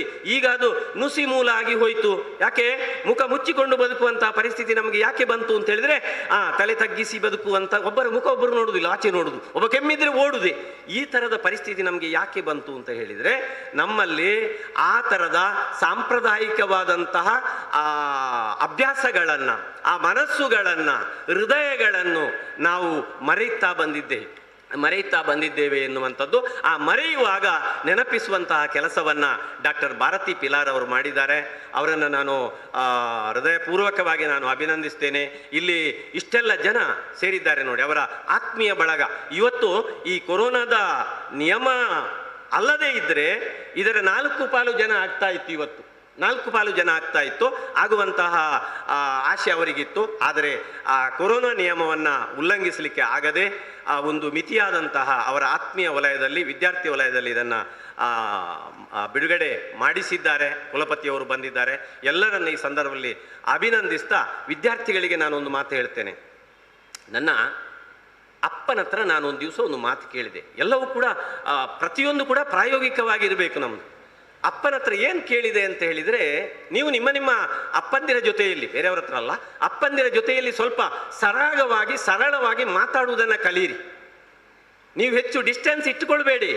ನಿಜವಾಗಿ ನೀವು ಇವಾಗ ಸುಸೈಡ್ ಕೇಸ್ಗಳು, ಮಕ್ಕಳಿದ್ದೆಲ್ಲ ಮನಸ್ಸು ಹಾಳಾಗುವುದು. ನಾನು ಅಲೋಷಿಯಸ್ ಅಲ್ಲಿ ಒಬ್ಬ ಕೌನ್ಸಿಲರ್ ಆಗಿದ್ದೆ. ಕೌನ್ಸಿಲರ್ ನಾನು ಸ್ಟಡಿ ಮಾಡಿದವಲ್ಲ, ಆದರೆ ಹೀಗೆ ನೋಡಿಯೇ ನಾನೊಬ್ಬ ಕೌನ್ಸಿಲರ್ ಆದದ್ದು. ಅಲ್ಲಿ ಅಧ್ಯಯನದ ಪ್ರಕಾರ ನನಗೆ ತಿಳ್ಕೊಂಡದ್ದು ಏನು ಅಂತ ಹೇಳಿದರೆ, ಅಪ್ಪ ಅಮ್ಮನ ಜೊತೆಯಲ್ಲಿ ನಮ್ಮ ಸಂಪರ್ಕ ಕಡಿಮೆಯಾಗಿ, ಅಜ್ಜಿಯ ಜೊತೆಯಲ್ಲಿ ಸಂಪರ್ಕ ಕಡಿಮೆಯಾಗಿ ನಮ್ಮ ಮನಸ್ಸು ದುರ್ಬಲ ಆದದ್ದು ಅಂತ. ಹಾಗೆ ನಾನು ಅಪ್ಪನ ಹತ್ರ ಒಂದು ಮಾತು ಕೇಳಿದೆ, ನೀವು 60 ವರ್ಷ ಆಯಿತು ಮದುವೆಯಾಗಿ. ಅವರ 60ನೇ ವರ್ಷದ ನಾವು ಆಚರಣೆ ಮಾಡಿದೆವು ದಾಂಪತ್ಯ ಜೀವನ. ಈ 60 ವರ್ಷದಲ್ಲಿ ನೀವು ಯಾವತ್ತು ಜಗಳ ಮಾಡಿದ್ದನ್ನು ನಾನು ನೋಡಲಿಲ್ಲ, ಯಾವತ್ತು ಸಿಟ್ಟಲ್ಲಿ ಕೂತದ್ದನ್ನು ನಾನು ನೋಡಲಿಲ್ಲ. ಏನು ಅಂತ, ಅದು ಏನು ನಿಮ್ಮ ಅದರ ಆ ಒಂದು ತಾಕತ್ತು ಎಂಥದ್ದು? ಅದಕ್ಕೆ ಅಪ್ಪ ಏನು ಹೇಳಿದ್ದು ಗೊತ್ತಾ? ಅವು ಮಾತಂಚ ಪನರ್ಯಾಪು ಜಿಂಬೆ ಒಂಜಿ ಗುಟ್ಟು ಅಂತ. ಅದೊಂದು ರಹಸ್ಯ, ಅದು ಹೇಳಲಿಕ್ಕಾಗಲ್ಲ ಅಂತ. ನೋಡಿಕೊಳ್ಳಿ, ಯೋಚನೆ ಮಾಡಿ. ಗಂಡ ಹೆಂಡತಿಯ ಬದುಕು ಎನ್ನುವಂಥದ್ದು ನಿಮಗೆ ಯಾವ ಪಾಠ ಪುಸ್ತಕದಲ್ಲಿ ಅದು ಹೇಳಿಕೊಡ್ಲಿಲ್ಲ. ಗಂಡ ಹೆಂಡತಿ ಹೇಗೆ ಬದುಕಬೇಕು ಅಂತ ನಿಮಗೆ ಯಾವ ಕೆಮಿಸ್ಟ್ರಿಯು ಹೇಳಿಕೊಡ್ಲಿಲ್ಲ. ಅದು ಅವನ ಬದುಕಿನಿಂದ ಬರುವಂತಹ ಪಾಠ. ಮತ್ತೆ ಹೀಗೆ ಮುಂದುವರಿದು ಕೇಳಿದೆ, ನಿಮಗೆ ಮೊದಲು ನಿಮ್ಮ ಹೆಂಡತಿಯನ್ನ ನಿಮಗೆ ಸ್ಪರ್ಶ ಮಾಡುವಾಗ ಎಲ್ಲಿ ನೀವು ಸ್ಪರ್ಶ ಮಾಡುವಾಗ ಏನಾಯಿತು ನೇರ ಕೇಳಿದೆ. ಅಪ್ಪ ಭಾರಿ ಫ್ರ್ಯಾಂಕ್ ಆಗಿ ಗಮ್ಮತ್ತಲ್ಲಿ ಮಾತಾಡುವವರು. ಅದಕ್ಕೆ ಅವರು ಹೇಳಿದರು, ಇದಕ್ಕೆ ಯಾವುದು ದಲ್ಯಕ್ಕೆ ಸುತ್ತು ಬರ್ತದಲ್ಲ, ಆ ಅಗ್ನಿ ಸಾಕ್ಷಿಯಾಗಿ ಕೈ ಹಿಡಿಯುವಾಗ ಮೊದಲು ಅವರು ದಾರೆ ಏರಿ ಕೊಡುವುದು. ದಾರೆ ಮೈಪುನು ಅಂತ ಹೇಳ್ತಾರೆ ನಮ್ಮಲ್ಲಿ, ತುಳುವರಲ್ಲಿ. ಆ ದಾರೆಯ ಮಣೆಯಲ್ಲಿ ಕೂತುಕೊಂಡಲ್ಲಿ ಇವರು 3 ಸುತ್ತು ಅಲ್ಲಿಗೆ ಬರಬೇಕು. ಹಿರಿಯರ ಜೊತೆಯಲ್ಲಿ ಆ ಹೆಂಡತಿಯ ಕೈ ಹಿಡಿಕೊಂಡು 3 ಸುತ್ತು ಬರುವಾಗ ಮೊದಲು ಟಚ್ ಆಗುವಾಗ ಅವ್ರು ಹೇಳ್ತಾರೆ, ಹೊರೋನೆ ಒಂಜಿ ಪೊಣ್ಣನ ಕೈನೇನು ಸುರು ಮುಟ್ಟುನು ಕರೆಂಟ್ ಶಾಕ್ ಆಯ್ಲೆ ಕಾಣು ಅಂತ ಹೇಳ್ತಾರೆ. ಅಪ್ಪನಿಗೆ ಫಸ್ಟ್ ನನ್ನ ತಾಯಿಯ ಕೈಯನ್ನು ಹಿಡಿಯುವಾಗ ಕರೆಂಟ್ ಶಾಕ್ ಆದ ಹಾಗೆ ಆಯ್ತಂತೆ. ಆಯ್ತಲ್ಲ, ಅದೇ ನನ್ನ ಕಾಲಕ್ಕೆ ಬರುವಾಗ ಮತ್ತೆ ಒಂದು 50 ವರ್ಷಗಳ ನಂತರ, 40 ವರ್ಷಗಳ ನಂತರ, ಒಂದು 30 ವರ್ಷಗಳ ನಂತರ ಅಂತ ಇಟ್ಟುಕೊಳ್ಳಿ, ನನ್ನ ಕಾಲಕ್ಕೆ ಬರುವಾಗ ಅಂತಹ ಶಾಕ್ ನನಗೆ ಆಗಿಲ್ಲ, ಸ್ವಲ್ಪ ಕಡಿಮೆ ಆಯಿತು. ಸ್ವಲ್ಪ ಶಾಕ್ ಆಗಿದೆ, ಸ್ವಲ್ಪ ಕಡಿಮೆ ಆಯಿತು. ಅದೇ ಇತ್ತೀಚೆಗೆ ಪಾಪ ಮಕ್ಕಳಿಗೆ ನಗಡ್ಲಿಕ್ಕಾಗುವುದಿಲ್ಲ ಈಗ ಮುಖಕ್ಕೆ ಗವಸು ಹಾಕಿ. ಇತ್ತೀಚೆಗೆ ಏನಾಗಿದೆ ಅಂತ ಹೇಳಿದರೆ, ನಿಮ್ಮ ಈ ಸೋಷಿಯಲ್ ಮೀಡಿಯಾಗಳಿಂದಾಗಿ ಮತ್ತೆ ನಿಮ್ಮ ಈಗಿನ ತಂತ್ರಜ್ಞಾನಗಳಿಂದಾಗಿ ಒಟ್ಟು ಮನಸ್ಸು ಮುಕ್ತವಾಗಿ ಹೋಗಿ, ಗಂಡು ಹೆಣ್ಣಿನ ಸಂಬಂಧಗಳು ಒಂದು ರೀತಿ ಮುಕ್ತವಾಗಿ ಹೋಗಿ, ಅದು ಯಾವುದು ಕರೆಂಟ್ ಶಾಕ್ ಬಿಡಿ, ಅದು ಶಾಕೇ ಆಗದ ರೀತಿಯಲ್ಲಿ ಆಗಿ ಹೋಗಿದೆ. ಜೀವವೇ ಇಲ್ಲದ ಹಾಗೆ ನಿಸ್ತೇಜವಾಗಿ ಆಗುವಾಗ ಆಗಿದೆ. ಯಾಕೆಂದರೆ ಅದು ತನ್ನಷ್ಟಕ್ಕೆ ಶಾರ್ಟ್ ಸರ್ಕ್ಯೂಟ್ ಆಗಿ ಹೋಗಿದೆ ಅಂತ ಅರ್ಥ. ಅಂದರೆ ನಮ್ಮ ಮನಸ್ಸುಗಳು ಯಾವಾಗ ನಿಸ್ತೇಜಗೊಂಡಿದೆ ಅಂತ ಹೇಳಿದರೆ, ಆ ಕಾವ್ಯ ಸ್ಪಂದನೆ ಯಾವಾಗ ಇರುವುದಿಲ್ಲ, ಬದುಕಿನ ರಹಸ್ಯ ನಮ್ಮಲ್ಲಿ ಯಾವಾಗ ಇರುವುದಿಲ್ಲ, ಗಂಡು ಹೆಣ್ಣಿನ ಮಧ್ಯೆ ಯಾವಾಗ ರಹಸ್ಯ ಇರುವುದಿಲ್ಲ, ಇಷ್ಟೆಲ್ಲ ನಮ್ಮ ದುರಂತಗಳಿಗೆ ಕಾರಣವೇ ಗಂಡು ಹೆಣ್ಣಿನ ಸಂಬಂಧದ ಒಂದು ರೀತಿಯ ದುಷ್ಪರಿಣಾಮ. ನಿಮಗೆ ಈಶ್ವರ ಪಾರ್ವತಿಯಿಂದ ತೊಡಗಿ ಬೇಕಿದ್ರೆ ನೋಡಿ, ಯಾವಾಗ ಹೆಂಡತಿ ಗಂಡನಿಂದ ದೂರ ಆಗುತ್ತಾಳೆ, ಇಡೀ 3 ಲೋಕಗಳೇ ಸುಟ್ಟು ಹೋಗುವಂತಹ ರೀತಿ ಆಗ್ತದೆ, ತಲ್ಲಣ ಆಗ್ತದೆ, ದೇವತೆಗಳು ತ್ರಿಮೂರ್ತಿಗಳು ಮತ್ತೆ ಒಟ್ಟಾಗುವಂತಹ ಪರಿಸ್ಥಿತಿ ಬರ್ತದೆ. ಆದ್ದರಿಂದ ನಾವು ಸರಳವಾಗಿ ಹೇಳುವುದಿದ್ರೆ, ನಮ್ಮ ಇವತ್ತಿನ ಗಂಡು ಹೆಣ್ಣಿನ ಸಂಬಂಧಗಳು ಅದು ಅರ್ಥ ಕಳೆದುಕೊಳ್ತಾ ಇದೆ, ಅದು ಅದರ ರಹಸ್ಯವನ್ನು ಕಳೆದುಕೊಳ್ತಾ ಇದೆ. ಅದರ ರಹಸ್ಯವನ್ನು ಉಳಿಸಿಕೊಳ್ಳುವುದಕ್ಕೆ ಬೇಕಾಗಿ ನಾವು ಓದಬೇಕಾಗಿದೆ, ಕಾವ್ಯದ ಮರ್ಮವನ್ನು ನಾವು ತಿಳಿದುಕೊಳ್ಳಬೇಕಾಗ್ತದೆ. ಅಂತಹ ಕಾವ್ಯದ ಮರ್ಮ ಡಾಕ್ಟರ್ ಭಾರತಿ ಪಿಲಾರ್ ಅವರ ನವಿಲುಗರಿಯ ಒಳಗಡೆ ಇದೆ. ಅದನ್ನು, ಆ ಗರಿಗಳ ಅಂದವನ್ನು ನೀವು ಅನುಭವಿಸಲಿಕ್ಕೆ ನೀವು ಅದರ ಒಳಗೆ ಹೋಗಿ ನವೋದಯ ಕಾಲದ, ನವ್ಯ ಕಾಲದ ಮತ್ತು ಇವತ್ತಿನ ಆಧುನಿಕ ಬಂಡಾಯದ ಕಾಲದ ಆ ಕವನಗಳ ಸತ್ವಗಳು ಈ ನವಿಲುಗರಿಯ ಒಳಗೆ ಇದೆ ಎನ್ನುವ ಮಾತನ್ನ ಹೇಳ್ತಾ, ಎಲ್ಲರೂ ಕೂಡ ಆ ಭಾರತಿ ಪಿಲಾರ್ ಅವರನ್ನ ಯಾವ ರೀತಿಯಲ್ಲಿ ಅಭಿನಂದಿಸಬೇಕು ಅಂತ ಹೇಳಿದರೆ, ಅವರ ನವಿಲುಗರಿಯನ್ನ ಕೊಂಡು ಓದಿ ಅವರಿಗೆ ಅದರ ಅಭಿಪ್ರಾಯವನ್ನ ತಿಳಿಸಿ, ಅವರು ಇನ್ನೊಂದು ನವಿಲುಗರಿ 2ನೆಯ ಭಾಗ ಬರುವ ಹಾಗೆ ಆಗಲಿ, ದೇವರ ದಯ ಅವರಿಗೆ ಇರಲಿ, ನಿಮ್ಮೆಲ್ಲರ ಆಶೀರ್ವಾದ, ಕುಲಪತಿಯವರ ಆಶೀರ್ವಾದ ಇರಲಿ ಎನ್ನುವ ಮಾತನ್ನು ಹೇಳ್ತಾ ನನ್ನ ಪರಿಚಯದ ಮಾತಿನಿಂದ ವಿರಮಿಸ್ತೇನೆ. ವಂದನೆಗಳು.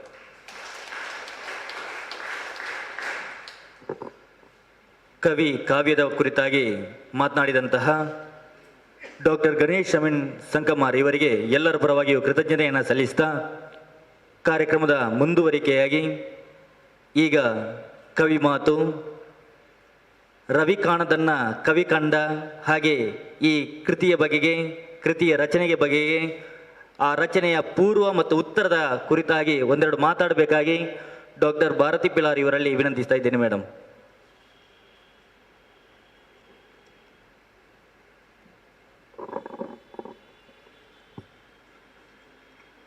ಎಲ್ಲರಿಗೂ ನಮಸ್ಕಾರ. ಇಂದು ನನ್ನ ಜೀವನದಲ್ಲಿ ಅತ್ಯಂತ ಮಹತ್ವಪೂರ್ಣವಾದ ದಿನ. ಏಕೆಂದರೆ ನನ್ನ ಚೊಚ್ಚಲ ಕವನ ಸಂಕಲನ ನವಿಲುಗರಿಯನ್ನು ನಾನು ಲೋಕಾರ್ಪಣೆ ಮಾಡ್ತಾ ಇದ್ದೀನಿ. ಈ ಕವನ ಸಂಕಲನವು ನನ್ನ ಪರಿವಾರದವರ, ನನ್ನ ಗುರುವೃಂದದವರ ಹಾಗೂ ನನ್ನ ಹಿತೈಷಿಗಳ ಒಂದು ಪ್ರೋತ್ಸಾಹದ ಫಲ ಅಂತಲೇ ಹೇಳ್ಬೋದು. ಸರ್ ಹೇಳಿದಾಗೆ ಚಿಕ್ಕಂದಿನಿಂದಲೂ ಸಹ ನನಗೆ ಕುವೆಂಪು ಅವರ ಕವನಗಳೆಂದರೆ ಅಚ್ಚುಮೆಚ್ಚಾಗಿತ್ತು. ಪ್ರೌಢಶಾಲೆ ಮತ್ತು ಕಾಲೇಜು ಶಿಕ್ಷಣದಲ್ಲಿ ನನಗೆ ಪಂಪ, ರನ್ನ, ಕುಮಾರವ್ಯಾಸ ಹಾಗೂ ಮುದ್ದಣ್ಣನವರ ಕವನಗಳೆಂದರೆ ತುಂಬ ಇಷ್ಟ. ಅಂಥ ಆ ಕಾವ್ಯವನ್ನು, ಅವರ ಕಾವ್ಯಗಳನ್ನು ರಸವತ್ತಾಗಿ ವರ್ಣಿಸಿ ನಮ್ಮನ್ನು ಹಾಗೆಯೇ ಕಾವ್ಯಲೋಕದತ್ತ ಸೆಳೆಯುವಂತಹ ಅತ್ಯುತ್ತಮ ಕನ್ನಡ ಗುರುಗಳು ನನಗೆ ಆ ಹಂತದಲ್ಲಿ ದೊರಕಿರೋದು ನನ್ನ ಅದೃಷ್ಟವೇ ಸರಿ. ರವಿ ಉದಯಿಸಿದಾಗ ಅನೇಕ ಪುಷ್ಪಗಳು ಅರಳುತ್ತದೆ. ಕೆಲವೊಂದು ಪುಷ್ಪಗಳು ಅವು ತನ್ನ ಸೌಂದರ್ಯದಿಂದ ನಮ್ಮನ್ನು ಮನಸೆಳೆಯುತ್ತದೆ. ಇನ್ನು ಕೆಲವು ಪುಷ್ಪಗಳು ತಮ್ಮ ಸುವಾಸನೆಯಿಂದ ನಮ್ಮ ಮನತನಿಸುತ್ತದೆ. ಈ ಕವನ ಸಂಕಲನದಲ್ಲಿ ಬೇರೆ ಬೇರೆ ರೀತಿಯ ಪುಷ್ಪಗಳಿದೆ. ಸರ್ ಈಗಾಗಲೇ ಅದನ್ನು ವಿವರಿಸಿದ್ದಾರೆ. ಇಲ್ಲಿ ಕೆಲವೊಂದು ಕವನಗಳು ವರ್ಣನಾತ್ಮಕವಾದರೆ ಇನ್ನು ಕೆಲವು ಕವನಗಳು ವಿಷಯಾತ್ಮಕವಾಗಿದೆ, ಮತ್ತೆ ಕೆಲವು ಕವನಗಳು ಗುಣಾತ್ಮಕವಾಗಿದೆ ಹಾಗೂ ಭಾವನಾತ್ಮಕವಾಗಿದೆ. ಈ ಎಲ್ಲ ಪುಷ್ಪಗಳನ್ನು ಒಟ್ಟು ಸೇರಿಸಿ ಪ್ರೀತಿ ಎಂಬ ದಾರದಿಂದ ಬೆಸೆದ ಒಂದು ಸುಂದರವಾದ ಹೂಮಾಲೆಯೇ ಈ ನನ್ನ ನವಿಲುಗರಿ. ನನ್ನ ಮನದ ಭಾವನೆಗಳಿಗೆ ನಾನು ಈ ನವಿಲುಗರಿಯಲ್ಲಿ ಒಂದು ಕಾವ್ಯ ರೂಪವನ್ನು ಕೊಡಲು ಪ್ರಯತ್ನಿಸಿದ್ದೇನೆ. ಈ ಕವನಗಳ ವೈಶಿಷ್ಟ್ಯತೆಯನ್ನು ತುಂಬ ಚೆನ್ನಾಗಿ ಸರ್ ವರ್ಣಿಸಿದ್ದಾರೆ. ಇದರಲ್ಲಿ ಕೆಲವೊಂದು ಕವನಗಳು ಪೌರಾಣಿಕ ಪಾತ್ರಗಳ ಬಗ್ಗೆ ಆದರೆ ಇನ್ನು ಕೆಲವು ಕವನಗಳು ಪ್ರಕೃತಿಯ ರಮಣೀಯ ಸೊಬಗಿನ ಬಗ್ಗೆ ಆಗಿದೆ. ಮತ್ತೆ ಕೆಲವು ಕವನಗಳು ನಿಷ್ಕಲ್ಮಶ ಪ್ರೀತಿ, ಹೆಣ್ಣಿನ ಅಂತರಾಳದ ತೊಳಲಾಟ, ಭ್ರಮೆಯ ಹಿಂದೆ ನಾಗೌಲೋಟದಿಂದ ಹೋಗುವಂಥ ಮನಸ್ಸಿಗೆ ಸಾಂತ್ವನ, ರಾಧೆಯ ಸರ್ವ ಸಮರ್ಪಣಾ ಭಾವ, ಆಕೆಯ ಕೋಪ ತಾಪಗಳು, ಇವುಗಳ ಸುಂದರ ಚಿತ್ರಣ ಇದೆ. ಕೊನೆಗೆ ಎಲ್ಲ ಮೋಹಗಳನ್ನು ಕಳಚಿ ಸರ್ವ ಸ್ವತಂತ್ರರಾಗುವಂಥ ಒಂದು ಕರೆ ಇದೆ. ಹವ್ಯಾಸಕ್ಕೆಂದು ಹಾಗೊಂದು ಹೀಗೊಂದು ಕವನಗಳನ್ನು ಬರೀತಿದ್ದ ನನ್ನನ್ನು ಕವನ ಸಂಕಲನ ಮಾಡಲು ಪ್ರೇರೇಪಿಸಿದಂತಹ ಎಲ್ಲರನ್ನೂ ಇಲ್ಲಿ ಕೃತಜ್ಞತಾ ಭಾವದಿಂದ ನೆನೆಯೋದು ನನ್ನ ಆದ್ಯ ಕರ್ತವ್ಯವಾಗಿದೆ. ಈ ನನ್ನ ಕವನ ಸಂಕಲನಕ್ಕೆ ಮುನ್ನುಡಿಯನ್ನು ಬರೆದವರು ನನಗೆ ಗುರುಗಳ ಸ್ಥಾನದಲ್ಲಿರುವಂತಹ ಮಂಗಳೂರು ವಿಶ್ವವಿದ್ಯಾನಿಲಯದ ಪ್ರಥಮ ತೌಲವ ಕುಲಪತಿಗಳೆಂಬ ಹೆಗ್ಗಳಿಕೆಗೆ ಪಾತ್ರವಾದಂತಹ ಪ್ರೊಫೆಸರ್ ಪಿ ಸುಬ್ರಹ್ಮಣ್ಯ ಎಡಪಡಿತಯ್ಯ ಸರ್ ಅವರು. ನಾನವರ ವಿಶೇಷ ಕರ್ತವ್ಯಾಧಿಕಾರಿಯಾಗಿ ಕಾರ್ಯನಿರ್ವಹಿಸಿದ್ದಾಗ ನನ್ನ ಕವನ ಬರೆಯುವ ಹವ್ಯಾಸವನ್ನು ಅವರು ಗುರುತಿಸಿ ಪ್ರೋತ್ಸಾಹಿಸಿದ್ದಾರೆ. ಆವಾಗ ನನಗೆ ನನ್ನ ಕವನ ಸಂಕಲನಕ್ಕೆ ಮುನ್ನುಡಿಯನ್ನು ಕುಲಪತಿಯವರೇ ಬರೀಬೇಕು ಮತ್ತು ಅದು ಅವರ ಅಮೃತ ಹಸ್ತದಿಂದಲೇ ಲೋಕಾರ್ಪಣೆ ಆಗಬೇಕು ಅನ್ನುವ ಒಂದು ಆಲೋಚನೆ ಮನಸ್ಸಲ್ಲಿ ಬಂತು. ಇದರ ಬಗ್ಗೆ ನಾನು ಅವರ ಹತ್ರ ಒಮ್ಮೆ ಪ್ರಸ್ತಾಪ ಮಾಡಿದಾಗ ಸರ್ ಹೇಳಿದಂತೆ ಅವರು ಅದಕ್ಕೆ ಒಪ್ಪಿ ಮುನ್ನುಡಿ ಬರೆದು ಈ ಕಾರ್ಯಕ್ರಮ ನಡೆಸಿಕೊಟ್ಟಿದ್ದಾರೆ. ಇದೊಂದು ನನ್ನ ಅದೃಷ್ಟವೇ ಅಂತ ನಾನು ಭಾವಿಸ್ತೇನೆ. ದೈವಂ ಮಾನುಷ ರೂಪೇಣ ಅಂತಾರೆ. ನಮಗೆ ಕಷ್ಟ ಬಂದಾಗ ದೇವರು ಮನುಷ್ಯ ರೂಪದಲ್ಲಿ ಬಂದು ನಮಗೆ ಸಹಾಯ ಮಾಡ್ತಾನೆ. ನನ್ನ ಜೀವನದಲ್ಲಿ ಅನೇಕ ಘಟನೆಗಳು ಇಂಥದ್ದು ನಡೆದಿದೆ.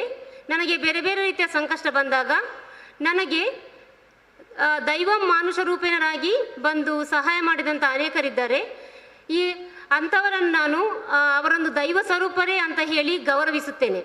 ಅಂಥವರಲ್ಲಿ ಮಾನ್ಯ ಕುಲಪತಿಯವರು ಒಬ್ಬರು. ಇಂದು ಈ ಕಾರ್ಯಕ್ರಮಕ್ಕೆ doctor Gananath Shetty acre sir ಅವರು ಬರಬೇಕಾಗಿತ್ತು. NSS ನಾನು ಮಾಡ್ತಾ ಇದ್ದಾಗ ನನಗೆ ಅವರು ರೋಲ್ ಮಾಡೆಲ್ ಆಗಿದ್ದರು. ರಾಷ್ಟ್ರ ಪ್ರಶಸ್ತಿ ಗಳಿಸಿ ರಾಜ್ಯಕೋಶದ ಅಧಿಕಾರಿ NSS ಅಧಿಕಾರಿಯಾಗಿದ್ದ ಅವರು ಈ ಕಾರ್ಯಕ್ರಮಕ್ಕೆ ಕಾರಣಾಂತರದಿಂದ ಬರಲಿಕ್ಕೆ ಆಗಲಿಲ್ಲ. ನಾನು ಕುಲಪತಿಯವರ ಕಚೇರಿಯಲ್ಲಿ ಕಾರ್ಯನಿರ್ವಹಿಸ್ತಿದ್ದಾಗ ಡಾಕ್ಟರ್ ಗಣೇಶ್ ಅಮೀನ್ ಸಂಕಮಾರ್ ಸರ್ ಅವರನ್ನು ಭೇಟಿಯಾಗುವಂಥ ಸುಯೋಗ ನನಗೆ ಒದಗಿ ಬಂತು. ಆ ಸಂದರ್ಭದಲ್ಲಿ ಅವರ ಹತ್ರ ನಾನು ಕವನದ ಬಗ್ಗೆ ಹೇಳಿದ್ದೆ. ಸೊ ನನ್ನ ನವಿಲುಗರಿಗೊಂದು ಸುಂದರವಾದ ಮುಂಗರಿಯನ್ನು ಅವರು ಬರೆದುಕೊಟ್ಟು ಅದರ ಸೊಬಗನ್ನು ಹೆಚ್ಚಿಸಿದ್ದಾರೆ. ಅಷ್ಟು ಮಾತ್ರವಲ್ಲದೆ ಪುಸ್ತಕ ಪ್ರಕಟಣೆಗೆ ಬೇಕಾದಂಥ ಎಲ್ಲ ಸಲಹೆ ಸೂಚನೆಗಳನ್ನು ಅವರು ನೀಡಿ ನನಗೆ ಮಾರ್ಗದರ್ಶನ ಮಾಡಿದ್ದಾರೆ. ಕುಲಪತಿಯವರ ಕಚೇರಿಯಲ್ಲಿ ಒಂದು ಫೋಟೋ ತೆಗೆಸುವ ಮೂಲಕ ಸಣ್ಣದಾಗಿ ಒಂದು ಕವನ ಸಂಕಲನ ಬಿಡುಗಡೆ ಮಾಡುವಂತಹ ಯೋಚನೆಯಲ್ಲಿದ್ದ ನನಗೆ ವಿಶ್ವವಿದ್ಯಾಲಯ ಕಾಲೇಜಲ್ಲಿ ಕವನ ಸಂಕಲನ ಬಿಡುಗಡೆ ಮಾಡಬೇಕು, RK ಹಾಲಲ್ಲಿ ಅದನ್ನು ನಾವು ಬಿಡುಗಡೆ ಮಾಡುವ, ಚಂದದಲ್ಲಿ ಒಳ್ಳೆಯ ರೀತಿಯಲ್ಲಿ ಅದನ್ನು ಬಿಡುಗಡೆ ಮಾಡಬೇಕು ಅನ್ನುವಂಥ ಯೋಚನೆಯನ್ನು ನನ್ನ ಮನಸ್ಸಿನಲ್ಲಿ ಬಿತ್ತಿದವರು ಡಾಕ್ಟರ್ ಗಣೇಶ್ ಅಮೀನ್ ಸಂಕಮಾರ್ ಸರ್ ಅವರು. ಹಾಗೆ ಇಲ್ಲಿ ಈ ಕಾರ್ಯಕ್ರಮ ಈಗ ನಡೀತಾ ಇದೆ. ವೇದಿಕೆಯಲ್ಲಿ ನಮ್ಮ ಕಾಲೇಜಿನ ಪ್ರಾಂಶುಪಾಲರಾದ ಡಾಕ್ಟರ್ ಅನುಶ್ವರ ರೈ ಅವರಿದ್ದಾರೆ. ಅವರು ಪ್ರಾಂಶುಪಾಲರಾಗೋದಕ್ಕಿಂತ ಮುಂಚೆ ನನಗೆ ಒಂದು ಹಿರಿಯಕ್ಕನಂತೆ, ಒಂದು ಹಿರಿಯ ಸ್ನೇಹಿತೆಯಂತೆ ಮಾರ್ಗದರ್ಶನ ಅನೇಕ ಬಾರಿ ನೀಡಿದ್ದಾರೆ.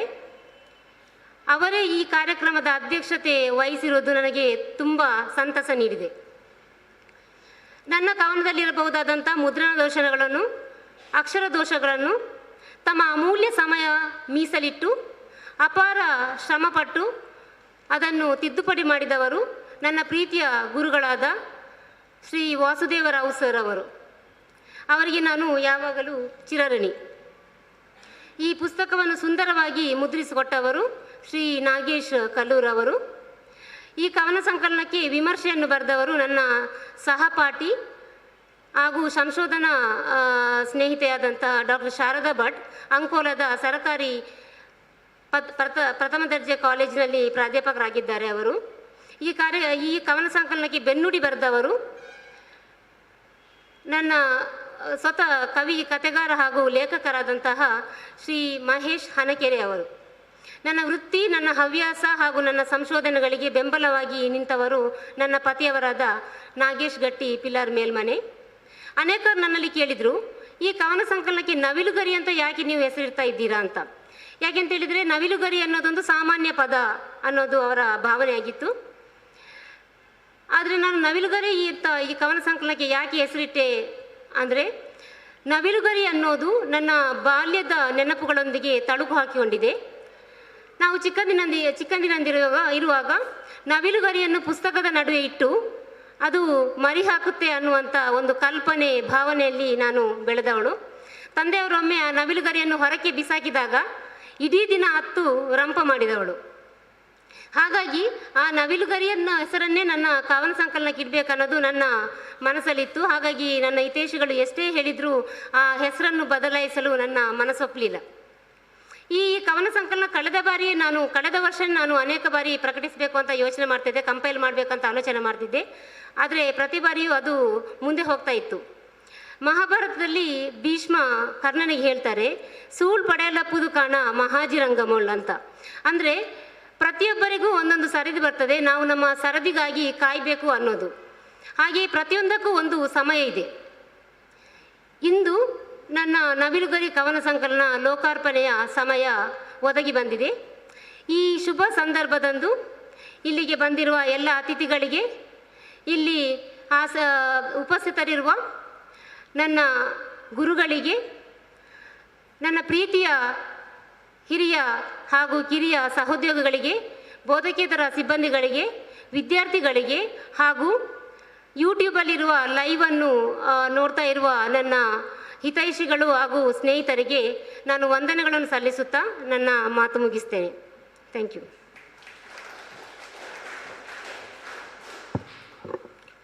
ಕವಿ ಮಾತಿನ ಹಾಗೆ ಅನುಭವ ಸವಿಯಲ್ಲ, ಅನುಭವದ ನೆನಪೇ ಸವಿ ಎನ್ನುವ ನಿಟ್ಟಿನಲ್ಲಿ ಎಲ್ಲರನ್ನು ಕೂಡ ಈ ವೇದಿಕೆಯಲ್ಲೂ ನೆನಪು ಮಾಡಿದಂತಹ ಡಾಕ್ಟರ್ ಭಾರತಿ ಪಿಲಾರ್ ಅವರಿಗೆ ಮತ್ತೊಮ್ಮೆ ಧನ್ಯವಾದವನ್ನು ಸಮರ್ಪಿಸ್ತಾ, ಈ ವೇದಿಕೆಯ ಈ ಕಾರ್ಯಕ್ರಮದ ಅಧ್ಯಕ್ಷತೆಯನ್ನು ವಹಿಸಿಕೊಂಡವರು ನಮ್ಮ ಈ ಕಾಲೇಜಿನ ಮಾನ್ಯ ಪ್ರಾಂಶುಪಾಲರಾಗಿರುವಂತಹ ಪ್ರೊಫೆಸರ್ ಅನಾಸೂಯ ರೈ ಮೇಡಮ್ ಅವರು ಅಧ್ಯಕ್ಷ ನೆಲೆಯಲ್ಲಿ ಮಾತಾಡಬೇಕಾಗಿ ವಿನಂತಿಸ್ತಾ ಇದ್ದೀನಿ ಮೇಡಮ್.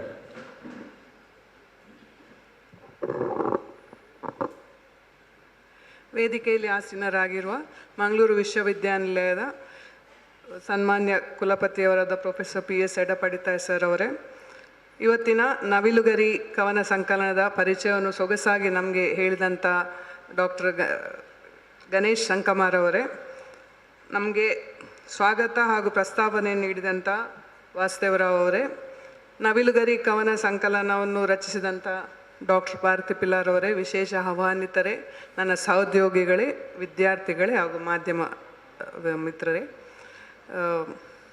ಕುಲಪತಿಯವರಿಗೆ ಈಗಾಗಲೇ ಸಮಯ ಮೀರಿರುವ ಕಾರಣ ಹೆಚ್ಚು ಸಮಯ ತೆಕ್ಕೊಳ್ಳದೆ ನನ್ನ ಅಧ್ಯಕ್ಷೀಯ ನುಡಿಗಳನ್ನು ನಾನು ಆಡಲಿಕ್ಕಿದ್ದೇನೆ. ಭಾರತಿ ಪಿಲಾರ್ ಅವರು ಭಾರತ್ ಸ್ಕೂಲಲ್ಲಿ ಹೈಸ್ಕೂಲ್ವರೆಗೆ ಅಭ್ಯಾಸ ಮಾಡಿರ್ಬೋದು, ಆದರೆ ಅವರ BSc ಅಧ್ಯಯನ ನಮ್ಮ ಕಾಲೇಜಿನಲ್ಲಿ ಮಾಡಿದವರು. ಅವರನ್ನು ವಿದ್ಯಾರ್ಥಿ ದೆಸೆಯಿಂದಲೇ ನಾವು ಅವರನ್ನು ಕಂಡಿದ್ದೇವೆ. ನಮ್ಮ ಫೈನ್ ಆರ್ಟ್ಸಲ್ಲಿ, ಲಲಿತ ಕಲೆಯಲ್ಲಿ ಯಾವಾಗಲೂ ನಮಗೆ ಒಂದು ಹೆಸರು ಕೇಳಿ ಬರ್ತಾ ಇತ್ತು, ಭಾರತಿ ಪಿಲಾರ್ ಅಂತ. ಪ್ರತಿಯೊಂದು ಸ್ಪರ್ಧೆಯಲ್ಲಿ ಅವರು ಸ್ಪರ್ಧಿಸ್ತಾ ಇದ್ರು, ಅದರಲ್ಲಿ ಬಹುಮಾನ ಕೂಡ ಅವರು ಗಳಿಸ್ತಾ ಇದ್ರು. ಸೊ ಅಂದಿನಿಂದ ಅವರಿಗೆ ಪರಿಚಯ. ಈಗ ನಮ್ಮ ಸಹೋದ್ಯೋಗಿ ಆಗಿದ್ದಾರೆ. ಎಲ್ಲ ಗಣ್ಯರು, ವೇದಿಕೆಯಲ್ಲಿ ಎಲ್ಲ ಗಣ್ಯರು ಹೇಳಿದಾಗೆ ಒಂದು ಕಂಪ್ಯೂಟರ್ ಸೈನ್ಸ್ನ ಒಂದು ಲೆಕ್ಚರರ್ ಆಗಿ ಪ್ರತಿಯೊಂದು ಫೀಲ್ಡಲ್ಲಿ ಕೂಡ ಅವರು ತಮ್ಮ ಏನು ಟ್ಯಾಲೆಂಟನ್ನು ತೋರಿಸಿದ್ದಾರೆ. ಅದು NSS ಅಲ್ಲಿ ಒಂದು ಬೆಸ್ಟ್ NSS ಆಫೀಸರ್ ಅಂತ ತೆಕ್ಕೊಂಡಿದ್ದಾರೆ. VC ಅವರು ಅವರ ಟ್ಯಾಲೆಂಟನ್ನು ಗಣನೆಗೆ ತೆಕ್ಕೊಂಡು ಆಫೀಸರ್ ಆನ್ ಡ್ಯೂಟಿಯಾಗಿ ಅವರಲ್ಲಿ ಸೇವೆಯನ್ನು ಕೂಡ ಬೆಳೆಸಿಕೊಂಡಿದ್ದಾರೆ. ಸೊ ಭಾರತೀಯವರೇ, ಅವರು ಪ್ರತಿ ಸಲ ನನ್ನ ಹತ್ರ ಹೇಳ್ತಾ ಇದ್ರು, ನನ್ನ ಕವನ ಸಂಕಲನವನ್ನು ವೈಸ್ ಚಾನ್ಸಲರ್ ಅವರೇ ರಿಲೀಸ್ ಮಾಡಬೇಕು ಮೇಡಮ್ ಅಂತ. ಸೊ ಒಂದು 2-3 ಸಲ ಕುಲಪತಿಯವರ ಸಮಯ ಅಭಾವದಿಂದಾಗಿ ಕಾರ್ಯಕ್ರಮಗಳು ಹಿಂದೆ ಮುಂದೆ ಆಯಿತು. ಆದರೂ ಕೂಡ ಇವತ್ತು ಅವರ ಕನಸು ನನಸಾಗಿದೆ ಅಂತ ನಾನು ಭಾರತೀಯವರಿಗೆ ಹೇಳ್ತಾ ಇದ್ದೇನೆ. ಸೊ ಈ ಸಮಾರಂಭಕ್ಕೆ ಬಂದ ಎಲ್ಲರಿಗೂ ಕೂಡ ಕಾಲೇಜಿನ ಪರವಾಗಿ ನಾನು ಧನ್ಯವಾದನ ಅರ್ಪಿಸಿಕೊಂಡು, ವಿಶೇಷವಾಗಿ ಭಾರತಿಯವರ ಪತಿಯವರಿಗೆ ನಾನು ಥ್ಯಾಂಕ್ಸ್ ಹೇಳ್ತೇನೆ. ಪ್ರತಿಯೊಂದು ಫೀಲ್ಡಲ್ಲಿ ಕೂಡ ಭಾರತಿಗೆ ಅವರು ಎನ್ಕರೇಜ್ ಮಾಡ್ತಾರೆ. ಒಮ್ಮೊಮ್ಮೆ ಕಾಲೇಜಿಗೆ ಹೋಗುವಾಗ 7 ಗಂಟೆ ಕೂಡ ಆಗ್ತದೆ ಅವರು. ಸೊ ಎಲ್ರಿಗೂ ಧನ್ಯವಾದ ಅರ್ಪಿಸಿ ನನ್ನ ಅಧ್ಯಕ್ಷೀಯ ನುಡಿಯನ್ನು ಮುಗಿಸ್ತೇನೆ. ಧನ್ಯವಾದ ಮೇಡಮ್ ತಮ್ಮ ಅಧ್ಯಕ್ಷೀಯ ಮಾತುಗಳಿಗಾಗಿ. ಈ ಕಾರ್ಯಕ್ರಮವನ್ನು ಮತ್ತೆ ಮತ್ತೆ ನೆನಪಿಸುವ ಸಲುವಾಗಿ ಬಂದಿರುವಂಥ ಅತಿಥಿ ಅಭ್ಯಾಗತರಿಗೆ ಪುಸ್ತಕದ ಸ್ಮರಣಿಕೆಯನ್ನು ನೀಡಬೇಕು. ಆ ನಿಟ್ಟಿನಲ್ಲಿ ಈ ಕೃತಿಯನ್ನು ಬಿಡುಗಡೆ ಮಾಡಿರುವಂತಹ ನಮ್ಮೆಲ್ಲರ ನೆಚ್ಚಿನ ಕುಲಪತಿಗಳಾಗಿರುವಂತಹ ಪ್ರೊಫೆಸರ್ ಪಿ ಸುಬ್ರಹ್ಮಣ್ಯ ಎಡಪಡಿತಾಯಿ ಸರ್ ಅವರಿಗೆ, ಕವಿ, ಲೇಖಕಿ, ಚಿಂತಕಿ, ಸಂಶೋಧನಾ ಕ್ಷೇತ್ರದಲ್ಲಿಯೂ ಕೂಡ ಸಾಧನೆ ಮಾಡಿರುವಂತಹ ಡಾಕ್ಟರ್ ಭಾರತಿ ಪಿಲಾರ್ ಅವರು ಪುಸ್ತಕ ಕಾಣಿಕೆಯನ್ನು ನೀಡಿ ಗೌರವಿಸಬೇಕಾಗಿ ವಿನಂತಿಸ್ತಾ ಇದ್ದೇನೆ ಮೇಡಮ್. ಹಾಗೆ ಕಾರ್ಯಕ್ರಮದ ಅಧ್ಯಕ್ಷತೆಯನ್ನು ವಹಿಸಿಕೊಂಡಿರುವವರು ಮಂಗಳೂರು ವಿಶ್ವವಿದ್ಯಾನಿಲಯ ಕಾಲೇಜು ಮಂಗಳೂರು, ಇದರ ಪ್ರೊಫೆಸರ್ ಅನಾಸೂಯ ರೈ ಮೇಡಮ್ ಅವರಿದ್ದಾರೆ. ಅವರನ್ನು ಬಹಳ ಪ್ರೀತಿಯಿಂದ ಗೌರವದಿಂದ ಅವರಿಗೆ ವಂದಿಸ್ತಾ ಅವರಿಗೆ ಡಾಕ್ಟರ್ ಭಾರತಿ ಪಿಲಾರ್ ಮೇಡಮ್ ಅವರು ಸ್ಮರಣಿಕೆಯನ್ನು ನೀಡಬೇಕಾಗಿ ವಿನಂತಿಸ್ತಾ ಇದ್ದೇನೆ. ಹಾಗೆ ಕೃತಿಯನ್ನು ಪರಿಚಯ ಮಾಡಿದಂತಹ ಜನಪದ ವಿದ್ವಾಂಸರಾಗಿರುವಂತಹ ಡಾಕ್ಟರ್ ಗಣೇಶ್ ಅಮೀನ್ ಸಂಕಮಾರ್ ನಮ್ಮ ಜೊತೆಗಿದ್ದಾರೆ. ಅವರನ್ನು ಕೂಡ ಅಭಿನಂದಿಸ್ತಾ ಅವರಿಗೂ ಕೂಡ ಮೇಡಮ್ ಅವರು ಪುಸ್ತಕ ಸ್ಮರಣಿಕೆಯನ್ನು ನೀಡಬೇಕಾಗಿ ವಿನಂತಿಸ್ತಾ ಇದ್ದೇನೆ. ಹಾಗೆ ಸ್ವಾಗತ ಪ್ರಸ್ತಾವನೆಯ ನುಡಿಗಳನ್ನು ಆಡಿದಂತಹ ಶ್ರೀಯುತ ಎಂ ವಾಸುದೇವ್ ರಾವ್ ಸರ್ ಅವರು ನಮ್ಮ ಜೊತೆಗಿದ್ದಾರೆ. ಅವರಿಗೂ ಕೂಡ ಕೃತಜ್ಞತೆಯನ್ನು ಸಲ್ಲಿಸ್ತಾ ಅವರಿಗೂ ಕೂಡ ಸ್ಮರಣಿಕೆಯನ್ನು ನೀಡಬೇಕಾಗಿ ವಿನಂತಿಸ್ತಾ ಇದ್ದೇನೆ. ಹಾಗೆ ಪುಸ್ತಕಕ್ಕೊಂದು ಆಕೃತಿಯನ್ನು ಕೊಟ್ಟಂಥ ಆಕೃತಿ ಪ್ರಕಾಶನದ ಶ್ರೀಯುತ ನಾಗೇಶ್ ಕಲ್ಕೂರ್ ಅವರು ವೇದಿಕೆ ಬರಬೇಕಾಗಿ ವಿನಂತಿಸ್ತಾ ಇದ್ದೇನೆ. ಅವರಿಗೆ ಮಾನ್ಯ ಕುಲಪತಿಯವರು ಪುಸ್ತಕವನ್ನು ನೀಡಿ ಪುಸ್ತಕ ಕಾಣಿಕೆಯನ್ನು ನೀಡಿ ಗೌರವಿಸಬೇಕಾಗಿ ವಿನಂತಿಸ್ತಾ ಇದ್ದೇನೆ.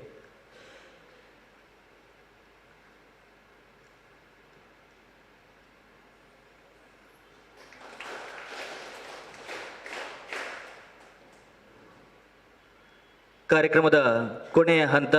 ಬಂದಿರುವಂಥ ಎಲ್ಲ ಅತಿಥಿ ಅಭ್ಯಾಗತರಿಗೂ ಎಲ್ಲ ಸಹೃದಯ ಬಂಧುಗಳಿಗೂ ಕೂಡ ಧನ್ಯವಾದವನ್ನು ಅರ್ಪಿಸುವಂಥ ಕಾರ್ಯಕ್ರಮ. ಧನ್ಯವಾದವನ್ನು ನೀಡಲಿಕ್ಕೆ ನಮ್ಮ ಜೊತೆಗಿದ್ದಾರೆ ಶ್ರೀಯುತ ಎಂ ವಾಸುದೇವ್ ರಾವ್ ಅವರು, ನಿವೃತ್ತ ಶಿಕ್ಷಕರು. ಅವರಿಗೆ ಈ ವೇದಿಕೆ.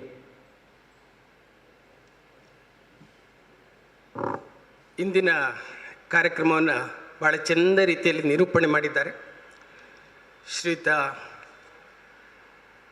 ನಟೇಶ್ ಆಳ್ವ ಅವರು. ಅವರಿಗೆ ನಮ್ಮ ಕುಲಪತಿಯವರು ಸ್ಮರಣಿಕೆಯನ್ನು ನೀಡಬೇಕಾಗಿ ವಿನಂತಿಸ್ತಾ ಇದ್ದೇನೆ.